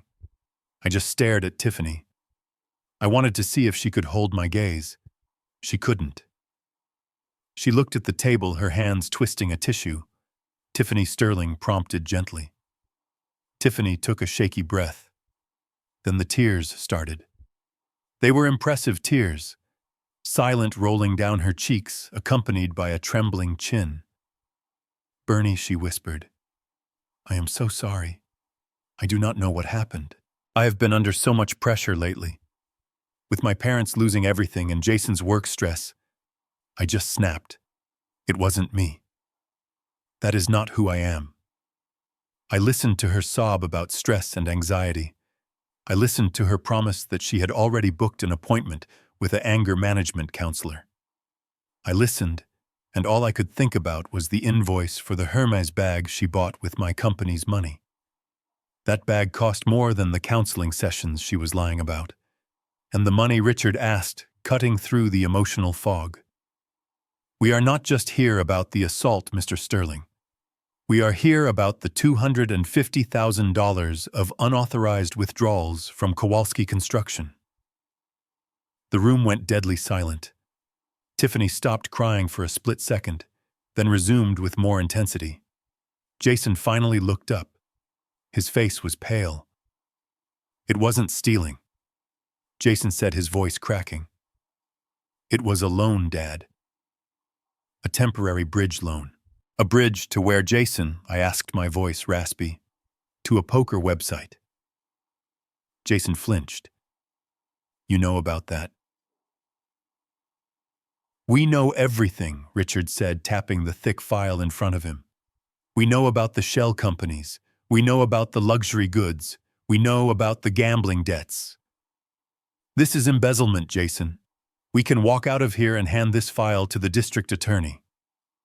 You will both go to prison for a very long time." Sterling held up a hand. "Let us not be hasty. My clients acknowledge that mistakes were made regarding corporate funds. They are willing to make full restitution. With what money, I asked. They are broke. That is why they stole it in the first place." "We will sign a promissory note," Jason said eagerly. "We will pay you back every cent, Dad, with interest. We just need time. Please, do not ruin our lives over money. We are family." I looked at them. They were terrified, but they were not sorry. They were sorry they got caught. They were scrambling, trying to patch the hole in the boat before they drowned. It was time to play my card. I let out a long, shuddering sigh. I slumped lower in my chair. I rubbed my eyes, letting my hand shake visibly. I made myself look smaller, older, defeated. "I am tired, Richard," I said, my voice barely above a whisper. "Bernie," Richard asked, playing his part perfectly. He looked concerned. "I am 70 years old," I continued, looking at the table. "I built this company to take care of my family. And now I am sitting here discussing sending my own son to jail." I looked up at Jason. I saw a flicker of hope in his eyes. "I do not want to spend my last years in a courtroom," I said. "I do not want the Kowalski name dragged through the mud in the press." "Dad," Jason said, leaning forward. "I will drop the charges," I said. Richard slammed his hand on the table. "Bernie, you can't be serious. They assaulted you. They stole $250,000. I waved a hand dismissively. "It is only money, Richard. And the cut on my head. It will heal." I looked at Tiffany. Her tears had miraculously stopped. She was watching me with the intensity of a hawk spotting a mouse. But I said, raising a finger, "There are conditions. Anything," Jason said. "Anything you want. First, I want a full confession regarding the money signed and notarized. Just for my records, so I know I am not crazy. Second, you will start paying it back $500 a month. I know it will take a lifetime, but it is the principle." "We agree," Sterling said quickly. "Absolutely." "And third," I said, pausing for effect, "I realized something this week. I have been holding on too tight. I have been selfish, just like you said, Jason." I saw Jason wince at his own words, but he nodded encouragingly. "I want to make sure the future is secure," I said. "I am going to liquidate a portion of my personal assets, my bond portfolio." Tiffany's eyes widened. She knew about the bonds. She knew they were worth millions. "I am going to set up a trust fund," I announced, "for my future grandchildren, and for you two, to ensure you never have to resort to stealing again." I saw the look pass between Jason and Tiffany. It was electric. They thought I was capitulating. They thought I was a senile old man trying to buy their love back because I was afraid of dying alone. "A trust fund." Tiffany asked, her voice steady now. How much were you thinking, Bernie?" I leaned back, looking at the ceiling. $2 million. The air left the room. $2 million. It was a fortune. It was freedom. It was the answer to all their prayers. "I will deposit the money into an irrevocable trust," I explained. "It will be managed by Richard. It will be there to support the family." Tiffany reached out and grabbed Jason's hand. She squeezed it hard. I could see the dollar signs spinning in her eyes. She wasn't thinking about the assault anymore. She wasn't thinking about the shame. She was thinking about the RV, the clothes, the trips. She was thinking that she had won. That sounds wonderful, Dad," Jason said. "Thank you. Thank you for forgiving us. I am not doing it for you," I lied. "I am doing it for the family name." "So here's the deal," I said, sitting up a little straighter. "Richard will draw up the papers. The confession, the repayment plan, and the trust agreement. We meet here on Friday. You sign the confession, I sign the request to drop the criminal charges, and we execute the trust." "We will be there," Sterling said, closing his notebook. Tiffany stood up. She looked like a different person. The slump was gone. The energy was back. She looked at me, and for a second I saw a flash of triumph. She thought she had broken me. She thought her violence had yielded a $2 million payday. "Thank you, Bernie," she said. "You are doing the right thing." I watched them leave the room. Jason actually held the door for her. They walked out with a bounce in their step. They were already spending the money in their heads. The door clicked shut. The silence returned. Richard looked at me. He stopped pretending to be angry. He took off his glasses and cleaned them with his tie. "You deserve an Oscar for that," Richard said dryly. I didn't smile. I felt sick. I had just promised a fortune to the people who hurt me. Is the clause ready? I asked. Richard nodded. Addendum B, the forfeiture clause. It is buried in the legal jargon on page 42. If they commit a single crime or if any past undeclared fraud comes to light after the signature, the trust dissolves and the money goes to the charity of your choice. And the confession they are going to sign, I asked. It is admissible in court, Richard said. If the trust is voided, we can use their own confession to prosecute them for the embezzlement later. Good, I said. I stood up and walked to the window. I looked down at the street. I saw Jason and Tiffany walking out of the building. They were hugging. They were celebrating. They had no idea that they were about to sign their own death warrant. They think it is a gift, I whispered. Richard came to stand beside me. It is not a gift, Bernie. It is a test. And they are going to fail it, I said. Because sharks cannot stop swimming and thieves cannot stop taking. They will slip up. And when they do, I will not just have a glass shard to show the judge. I will have their signatures on a confession and a violated contract worth $2 million. Let them have their victory lap, I said, turning away from the window. Friday is going to be a bloodbath. Friday arrived with a gray, relentless drizzle that washed over the Chicago skyline, turning the city into a blurred painting of steel and concrete. It was the perfect weather for an execution, although the victims walking into the conference room didn't know they were on death row. They thought they were walking into a bank vault to collect a prize.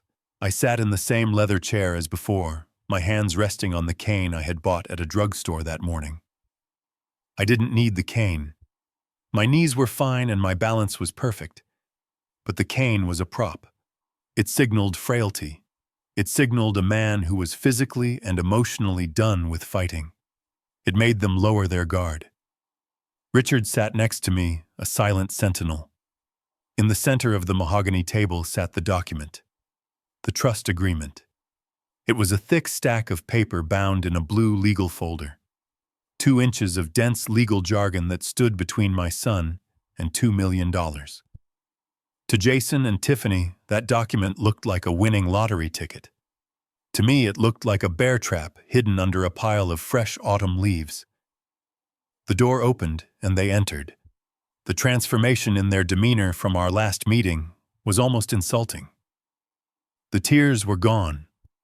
The modest clothes were gone. Tiffany was wearing a sharp blazer and her favorite pearl earrings. Jason had shaved and wore a tie that I recognized because I had bought it for him 3 Christmases ago. They walked with a bounce in their step. They tried to suppress it, tried to look solemn and respectful, but the greed was leaking out of them like radiation. They could smell the money.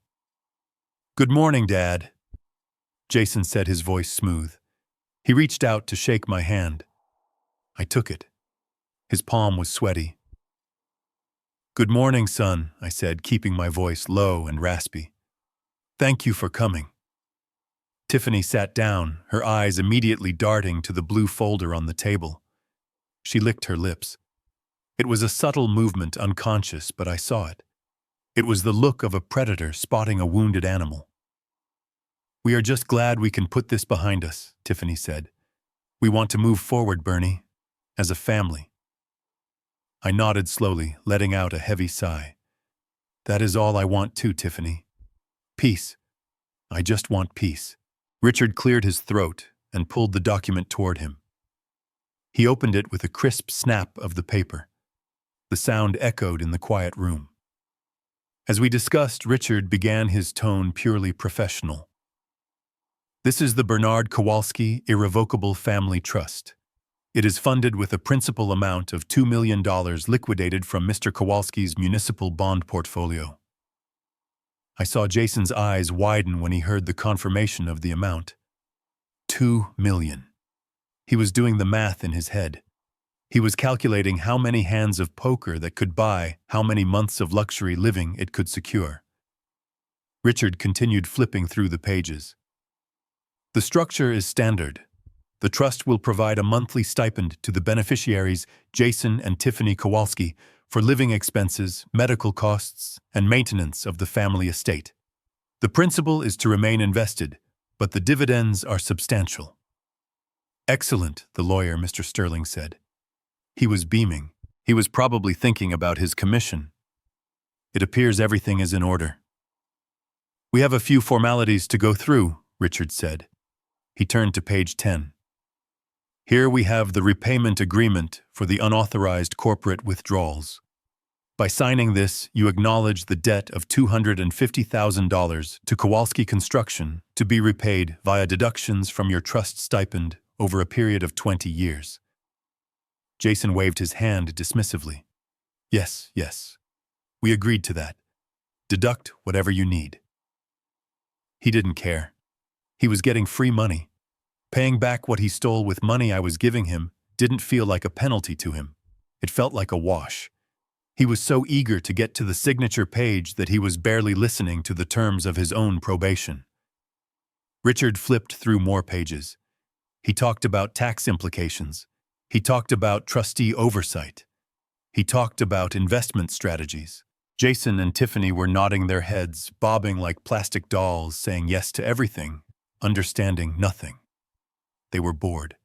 They wanted the check. And finally Richard said, stopping at page 42, "We have addendum B." I leaned forward slightly, resting my chin on my hands on top of the cane. This was the moment. This was the kill shot. Richard adjusted his glasses. This is the conduct clause. It is standard in trusts of this magnitude to protect the principal from misuse. It states that the beneficiaries must remain in good standing with the law. Tiffany laughed, a light tinkling sound. Well, we are certainly not planning on robbing any banks. Richard didn't smile. The clause specifies that if any beneficiary is convicted of a crime, misdemeanor, or felony against the grantor or his estate, their interest in the trust is immediately revoked. Furthermore, and this is important, if any past fraudulent financial activity, currently unknown to the grantor, is discovered after the execution of this document, the trust is voided retroactively, and the funds revert to a charitable remainder. It was a mouthful of legalese. It was designed to sound boring. It was designed to sound like boilerplate text that lawyers put in to bill extra hours. Jason looked at the page. The text was dense, single-spaced. He didn't read it. He glanced at the clock on the wall. He was probably thinking about lunch. Standard stuff, Jason said. Good standing. Got it. Where do we sign? My heart hammered against my ribs. He didn't ask what defined fraudulent activity. He didn't ask if the conduct included the things he had already done but hadn't confessed to yet. He assumed that because I was creating the trust, I had forgiven everything. He assumed the slate was wiped clean. He didn't realize that I wasn't wiping the slate clean. I was preserving the evidence in amber. Right here, Richard said, pointing to the line at the bottom of the page. And initials on each page, please. Jason picked up the pen. It was a heavy, expensive fountain pen. He uncapped it. The scratching sound of the nib on the paper was loud in the silence. Scratch, scratch, scratch. He signed his name, Jason Kowalski. Then he slid the document to Tiffany. She didn't hesitate. She didn't read a single word. She signed with a flourish, looping the T and the Y, as if she were signing an autograph. They pushed the document back to Richard.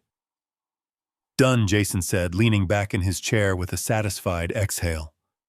I looked at the signatures. They were perfect.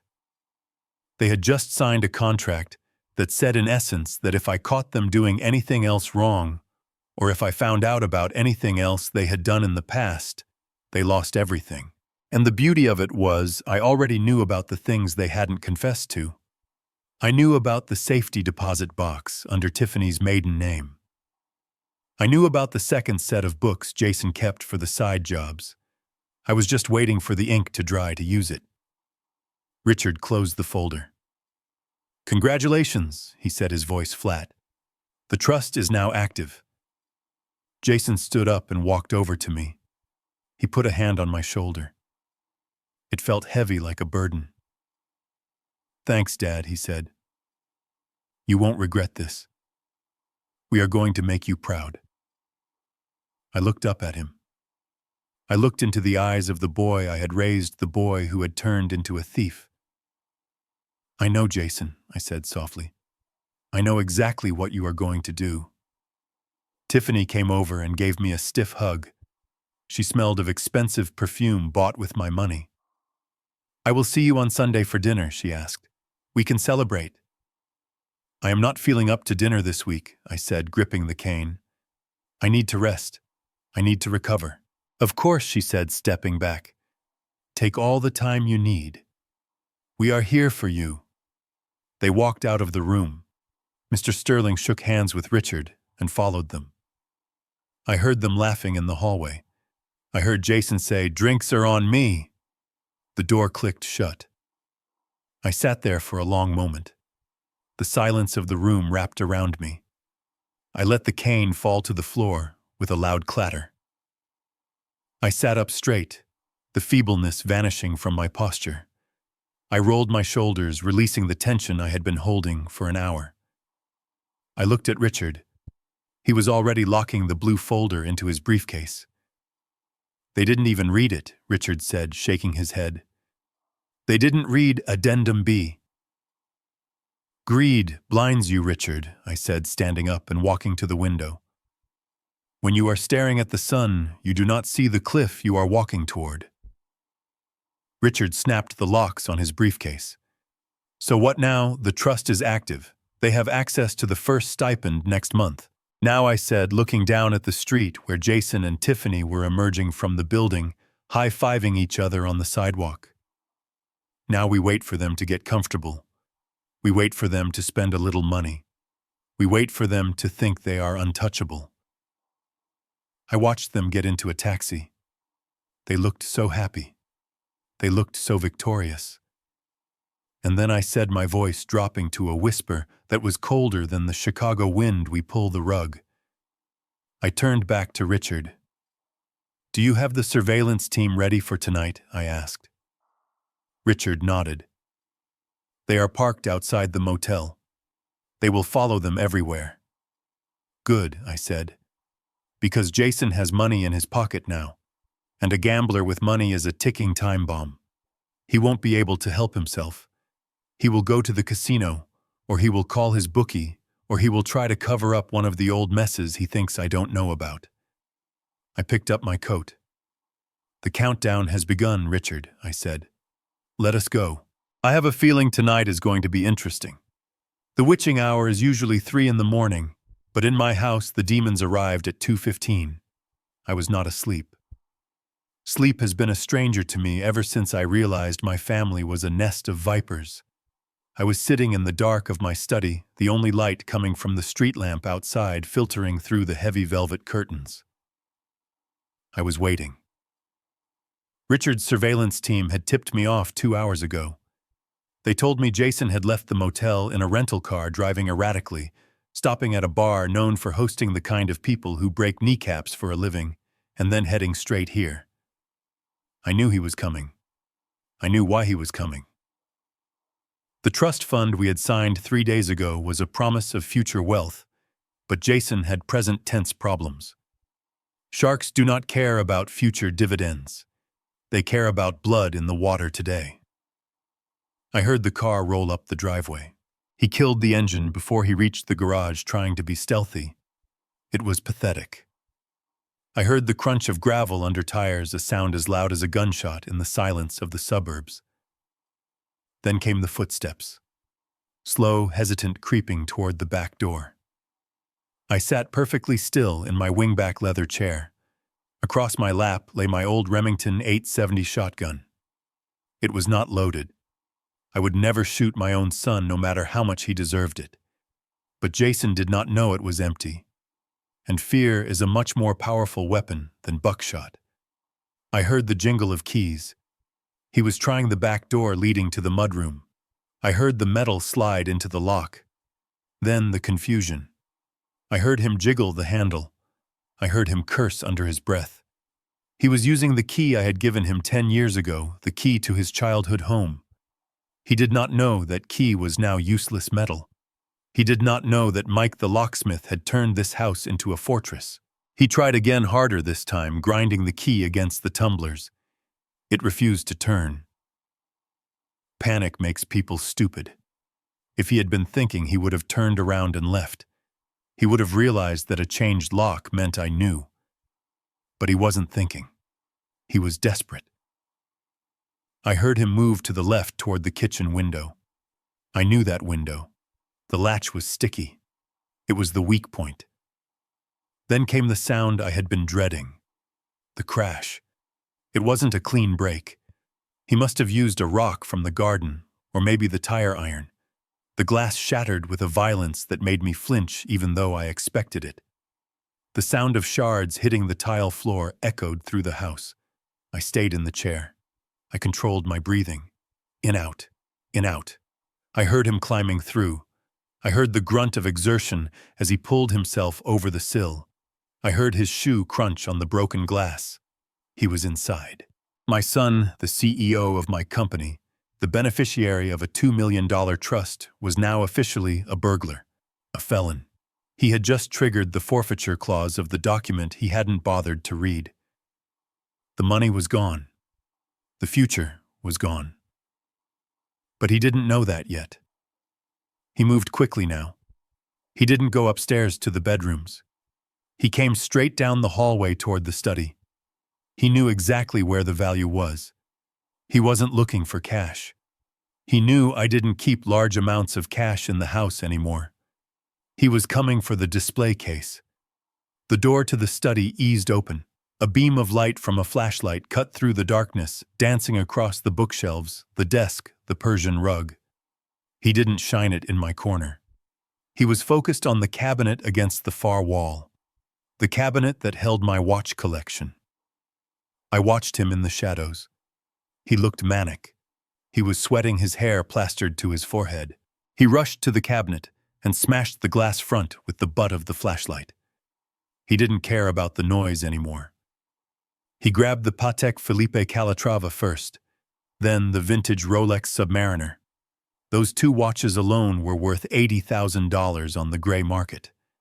Enough to pay off a lot of debt. Enough to keep his legs intact. He was shoving them into his pockets, his hands shaking so badly he almost dropped the Rolex.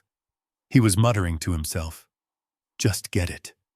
Just get it and go." I let him fill his pockets. I let him think he had succeeded. I let him turn around to leave. Then I reached out and clicked the switch on the brass lamp beside me. The light flooded the room, harsh and sudden. Jason froze. He spun around, his eyes wide, pupils dilated in terror.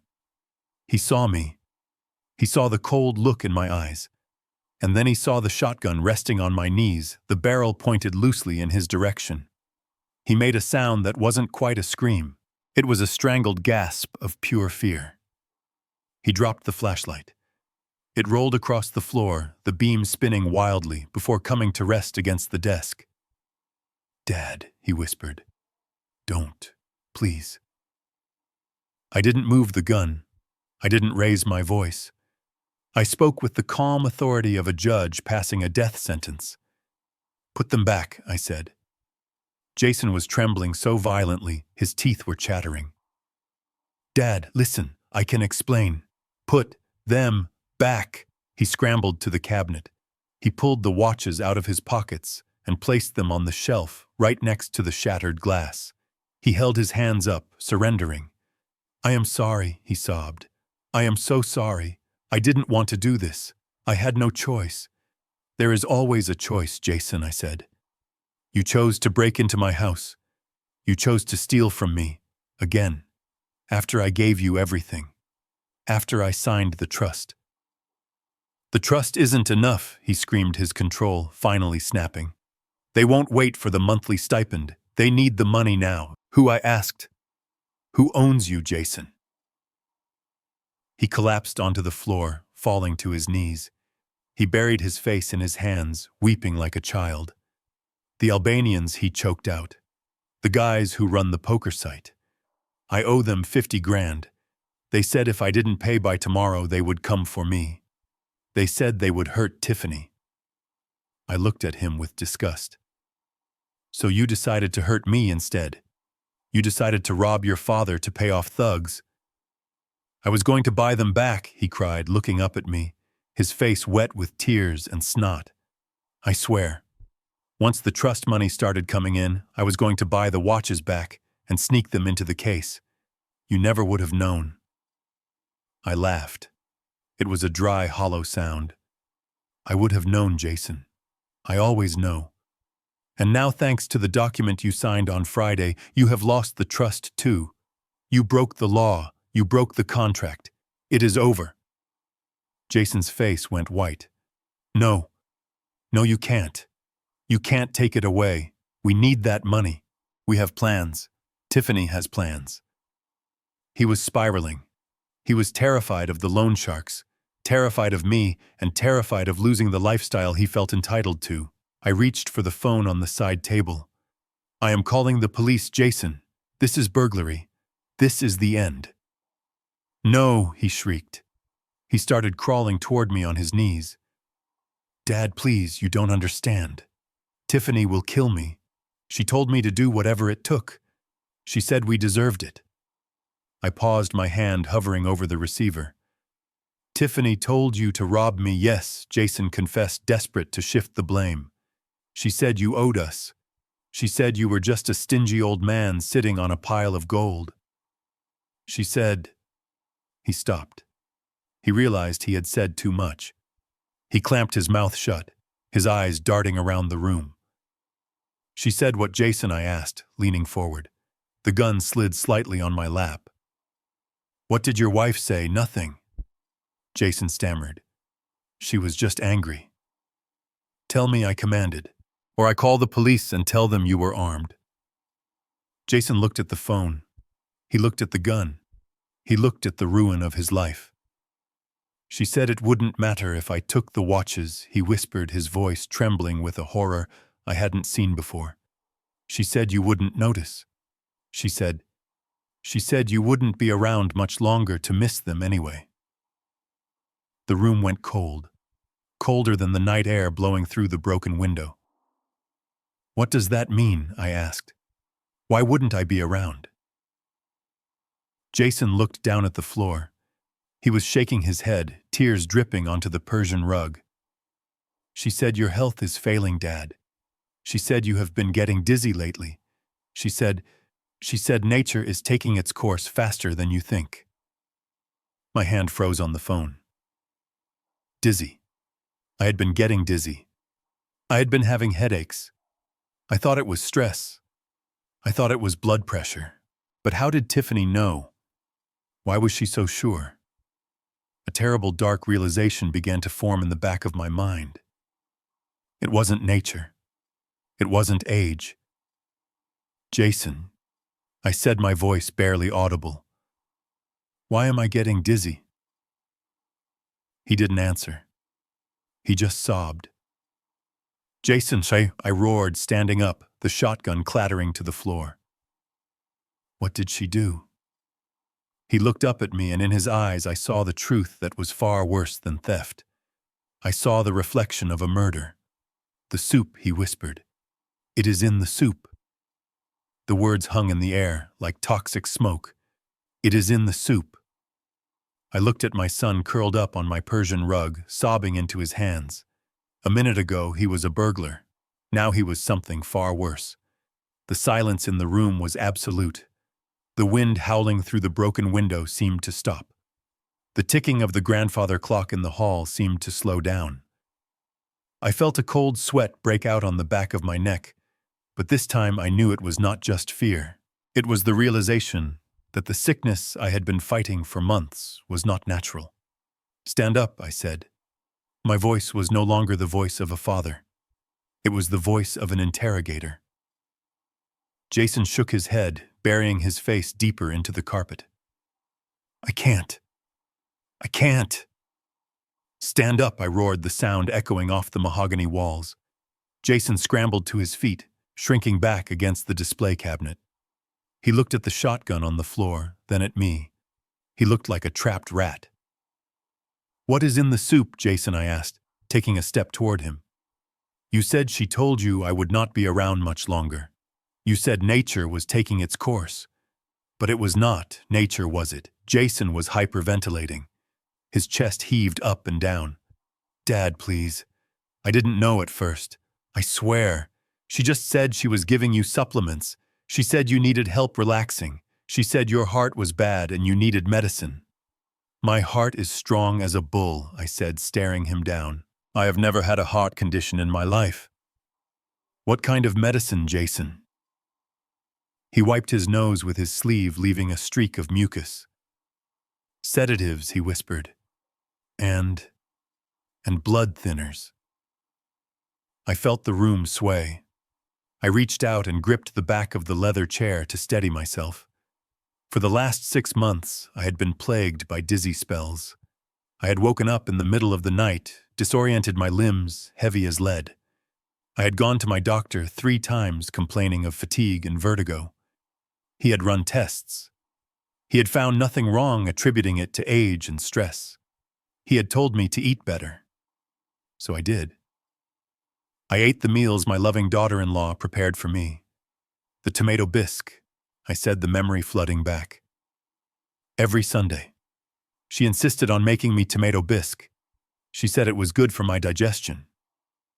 Jason nodded, tears streaming down his face again.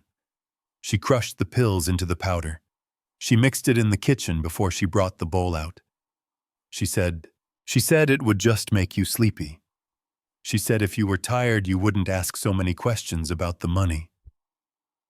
I looked at him and I saw the lie he was telling himself. He wanted to believe it was just to make me sleep, but we both knew the truth. And the blood thinners, I asked, my voice deadly quiet. "Why the blood thinners, Jason?" He squeezed his eyes shut. She said, "Old people fall. She said if you fell and your blood was thin, it would happen faster. You would just go to sleep and not wake up. It would look like an accident, a stroke, or a hemorrhage." I remembered last month. I was walking down the stairs to the basement. I had felt a sudden wave of dizziness. The world had spun. I had grabbed the railing just in time, my knuckles turning white as I hung there gasping for air. If I had fallen, then down 12 concrete steps with my blood unable to clot, I would have bled out on the cold floor before anyone found me. They weren't waiting for me to die. They were actively killing me. "You tried to murder me," I whispered. "My own son. You sat at my table, you drank my wine, and you watched me eat poison." "I didn't do it." Jason screamed, his voice cracking. "It was her. I told her to stop. I told her it was dangerous. But she said we needed the inheritance. She said you were too healthy. She said you would live to be 100, and we would be old and gray before we saw a dime." "And you let her," I said. "You didn't call the police. You didn't warn me. You just watched." I was afraid, he cried. "She is crazy, Dad. You don't know what she is like when she gets angry. She controls everything." "You are a coward," I said, the disgust rising in my throat like bile. "You are a weak, pathetic coward. You would rather see your father dead than stand up to your wife." I looked at the soup tureen sitting on the sideboard in the dining room, visible through the open door. It was a gift from them last Christmas, a vessel for death. I felt a sudden clarity. The confusion of the last few months vanished. The headaches made sense. The bruises that wouldn't heal made sense. I wasn't getting old. I was being assassinated. I walked over to the desk. I picked up the phone. "What are you doing?" Jason asked, his eyes wide. "Dad, please, we can fix this. I will testify against her. I will tell them everything. Just don't call the cops on me." "I am the victim here too," when I stopped dialing and looked at him. "You are not a victim, Jason. You are an accomplice. And tonight you are a confessed killer." I punched in the 3 numbers. 911. Jason lunged toward me. For a second, I thought he was going to attack me. I thought he was going to finish the job Tiffany had started. But he stopped short of the desk, collapsing onto the floor again, curling into a ball. He knew it was over. He knew there was no fighting the man who had built skyscrapers. "Operator," a female voice said in my ear, "what is your emergency?" I took a deep breath. My voice was steady. It was the voice of a man who had just survived a war. "My name is Bernard Kowalski. I am at 452 Lakeview Drive. I have an intruder in my home. He is secured." "Okay, sir," the operator said. "Are you injured? Is the intruder armed?" I looked at Jason sobbing on the floor. I looked at the broken window. I looked at the empty spaces in the watch cabinet. "No," I said. "He is not armed. But I need you to send detectives. Not just patrol, detectives." "Why is that, sir?" she asked. "Because this is not just a burglary," I said, staring at the top of my son's head. "I have a confession for conspiracy to commit murder. My son and his wife have been poisoning me." There was a pause on the line. Then the operator's voice changed. It became sharper, more urgent. "Officers are on the way, sir. Stay on the line. Do not hang up." I didn't hang up. I stood there holding the receiver, watching the man I had bounced on my knee. The man I had taught to fish, the man I had loved more than my own life. He was broken. He was finished.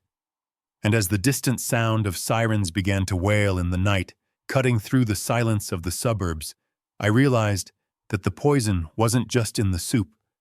The poison was in the greed. It was in the entitlement. It was in the very soul of the family I had tried so hard to protect. I felt the dizziness again, a wave of it washing over me. But this time I didn't reach for a chair. I stood tall. I stood firm. I would not fall. I would not let them win. I would live. I would live to see them in orange jumpsuits. I would live to see justice. And tomorrow I would pour every drop of soup in this house down the drain. The flashing blue and red lights of the police cruisers cut through the darkness of my living room, painting the mahogany walls in a chaotic, strobing rhythm. It looked like a disco for the damned. Officer Miller was back, the same young cop who had taken my statement at the hospital. But this time he wasn't alone. He had brought the heavy hitters. Detective Henderson stood in the center of my study, a man with a face carved out of granite, and eyes that had seen too much human misery to be surprised by anything. I stood by the desk, my posture rigid, the adrenaline finally settling into a cold, hard resolve. I handed Henderson the USB drive from the security system. "This is the video of the break-in," I said, my voice steady. "It shows the forced entry. It shows the attempted theft of property valued at over $80,000. But that is the least of it." Henderson looked at me, raising an eyebrow. "The least of it," I picked up my phone. I had already stopped the recording and saved the file. I pressed play. The sound of Jason's sobbing filled the room, tinny but undeniable. Then came my voice asking the question that had shattered my world. "What is in the soup, Jason?" And then his answer. The confession that would bury him. Sedatives. Blood thinners. She said it would look like an accident. The room went deadly silent. The only sound was the heavy breathing of my son, who was still curled on the floor, guarded by 2 uniformed officers. Henderson listened to the entire recording. He didn't blink. When it finished, he looked down at Jason with a mixture of pity and professional disgust. "Get him up," Henderson said. The officers hauled Jason to his feet. He was limp, a marionette whose strings had been cut. He didn't look at me. He stared at the floor, his eyes vacant. As they snapped the handcuffs on his wrists, the metallic click sounded like a gavel coming down. "Dispatch, this is Henderson," the detective spoke into his radio. "We have the male suspect in custody. Upgrade the charges. We are looking at conspiracy to commit murder in the 1st degree and burglary." "Copy that," dispatch replied. "Unit 3 is at the motel. They have secured the female suspect." I listened intently. The radio crackled again. "Detective, you are going to want to hear this." We tossed the room. We found the stash in the bathroom vanity. We have multiple bottles of crushed pills, no labels.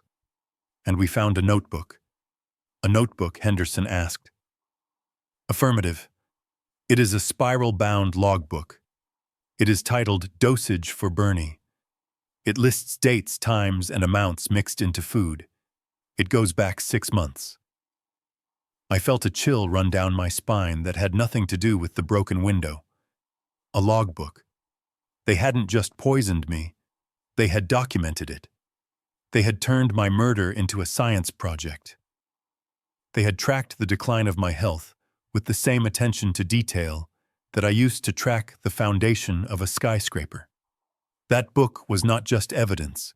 It was pure evil bound in paper. "That is enough," Henderson said. "Bring her in." I watched them lead Jason out of the study. He shuffled past me, the smell of fear radiating off him. He paused for a fraction of a second, as if he wanted to say something, maybe ask for forgiveness, maybe beg for help one last time. But he saw my face. He saw the wall I had built. He kept walking. Richard arrived at the front door just as they were guiding Jason down the porch steps. My lawyer looked at the handcuffs, then at the police cars filling the driveway. He looked at me standing in the doorway, a solitary figure against the light of the hall. He didn't need to ask what had happened. The scene spoke for itself. I walked out onto the porch to meet him. The rain had stopped, leaving the air crisp and cold. "It is done, Richard," I said quietly. "They were poisoning me. For 6 months." Richard's face went pale. He looked physically ill.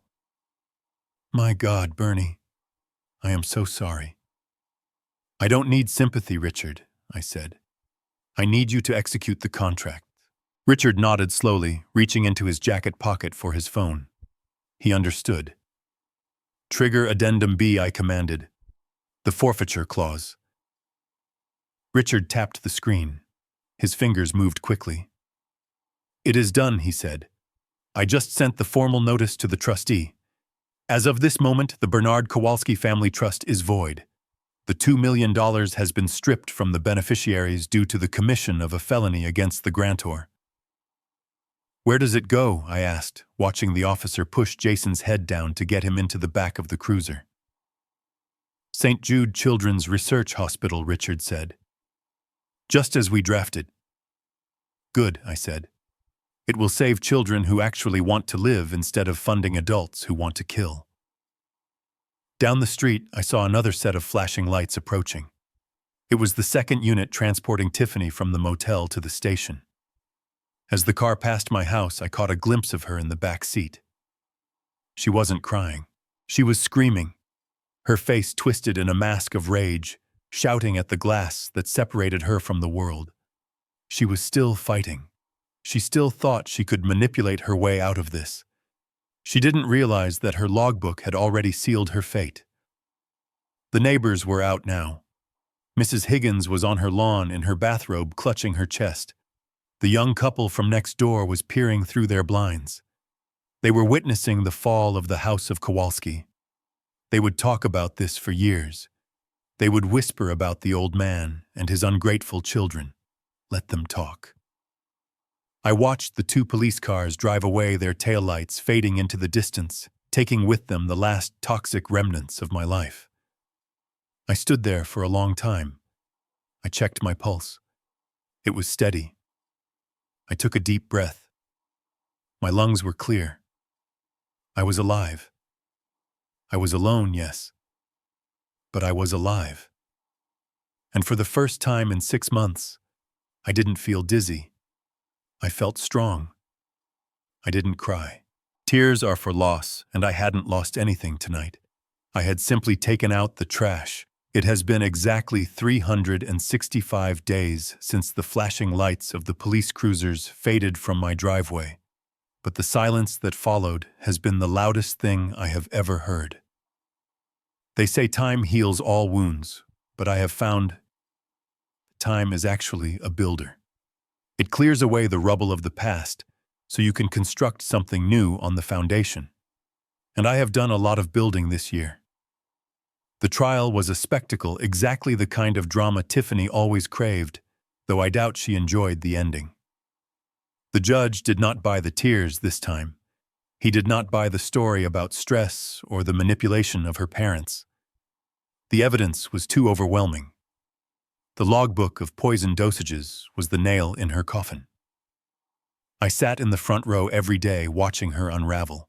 When the gavel finally came down, sentencing her to 15 years in a maximum security federal prison for attempted murder and conspiracy, she didn't scream. She just slumped in her chair, a hollow shell of the woman who thought she could outsmart a man who built skyscrapers. Jason was a different story. True to his nature, he folded under pressure. He cut a deal. He testified against his wife, spilling every secret, every plan, every whispered conversation about my death. He saved himself, or at least he tried to. The judge gave him 8 years. It was a mercy he did not deserve, but seeing him being led away in handcuffs, weeping not for his crimes, but for his fate, gave me no joy. It just gave me closure. He looked at me one last time before he disappeared through the side door. I didn't look away. I didn't wave. I just nodded. It was a nod that said goodbye to the son I thought I had, and goodbye to the criminal he had become. As for the Harrisons, Bob and Linda Karma arrived in the form of a tax audit. It turns out that hiding $600,000 in cash from a property sale is frowned upon by the IRS. They seized everything. The bank accounts, the hidden assets, and yes, that brand new $400,000 luxury RV. Last I heard, they are living in a rusted 20-year-old camper in a public parking lot on the outskirts of Tampa, surviving on Social Security and the pity of strangers. They wanted to live on the road. Now they have nowhere else to go. With the legal battles over, I turned my attention to the house. That beautiful Victorian mansion, the one I had poured my soul into, felt different now. It didn't feel like a home. It felt like a crime scene. Every corner held a ghost. The dining room where the glass was thrown. The study where the safe was scratched. The kitchen where the soup was mixed. I couldn't breathe there anymore. So I sold it. I didn't haggle. I didn't wait for this market to peak. I sold it to a young family who didn't know its history, a family that would fill it with new innocent memories. The check from the sale was substantial. Added to the liquidated bonds from the voided trust fund, I had more money than I could spend in 10 lifetimes. But I was done hoarding wealth for people who didn't appreciate it. I wanted to build something that would last longer than wood and stone. I wanted to build character. 6 months ago, I cut the ribbon on the Bernard Kowalski Woodworking Center. It is located in the gritty part of the city, the kind of neighborhood where kids grow up thinking their only options are gangs or poverty. It is a state-of-the-art facility. We teach carpentry, cabinetry, and structural engineering. But we teach more than that. We teach discipline. We teach the value of earning your keep. We teach respect. I am there every day. I am not just the donor. I am the head instructor. I look out at the sea of faces, young men and women, who have nothing, who have been dealt a bad hand, and I see a hunger that Jason never had. When I show a 19-year-old kid how to plane a piece of oak until it is as smooth as glass, I see a light in his eyes that money cannot buy. These kids call me Mr. B. They listen when I speak. They thank me when I correct them. They are not my blood, but in the sawdust and the noise of the workshop they have become my family. They are the legacy I was supposed to leave. Now I am far away from the noise of Chicago. I am sitting on the porch of a small cabin in Montana, overlooking a lake that is as still as a mirror. The air is crisp and smells of pine and wood smoke. It is simple here. A 1-bedroom log cabin built with my own hands over the summer. No east wing, no marble floors, no hidden cameras. Just wood fire and peace. The sun is setting behind the mountains, painting the sky in shades of purple and gold. I reach for the bottle on the table next to me. It is a Cabernet, a vintage similar to the one that stained my face that Easter Sunday. But this time the wine is not a weapon. It is a sacrament. I pour a glass. The red liquid swirls, catching the dying light. I hold it up, looking through the ruby depths. I think about the scars on my forehead, now faded to faint white lines. I think about the empty chair at the table. I feel a pang of sadness, fleeting and soft, for what could have been. But it is quickly replaced by a profound sense of relief. I am free. I am not waiting for the next lie. I am not waiting for the next request for money. I am not waiting to die. I raise the glass toward the horizon, where the first stars are beginning to appear. I think of my late wife, the woman who loved flowers and hated conflict. I know she would have been heartbroken by what happened, but I also know she would have been proud of how I ended it. She hated weeds in her garden. She knew that sometimes you have to pull them out by the roots to let the flowers breathe. My love, I whisper into the cool mountain air. I did it. I cleaned house, the weeds are gone, the garden is safe. I take a sip of the wine. It tastes like dark cherries, oak, and victory. I lean back in the rocking chair, listening to the sound of the wind in the trees. For the first time in a long time, I am not Bernard the provider, or Bernard the victim, or Bernard the bank. I am just Bernard. And that is enough. The story of how I lost my family to find myself is over. But the story of my life, that is just beginning.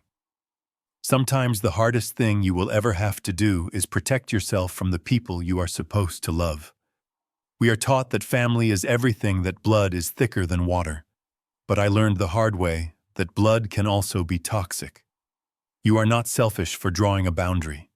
You are not a villain for closing your wallet to protect your soul. Real love does not demand, it does not steal, and it certainly does not poison.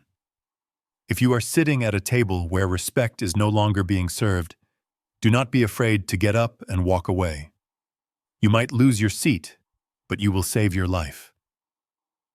If this story resonated with you, if you have ever felt used or undervalued by those closest to you, please subscribe to the channel. Hit that like button and share this video with someone who needs to hear it. And tell me in the comments, have you ever had to make a tough choice to save your own peace? I've read every single one. Thank you for listening, and remember, you are the architect of your own dignity. Build it strong.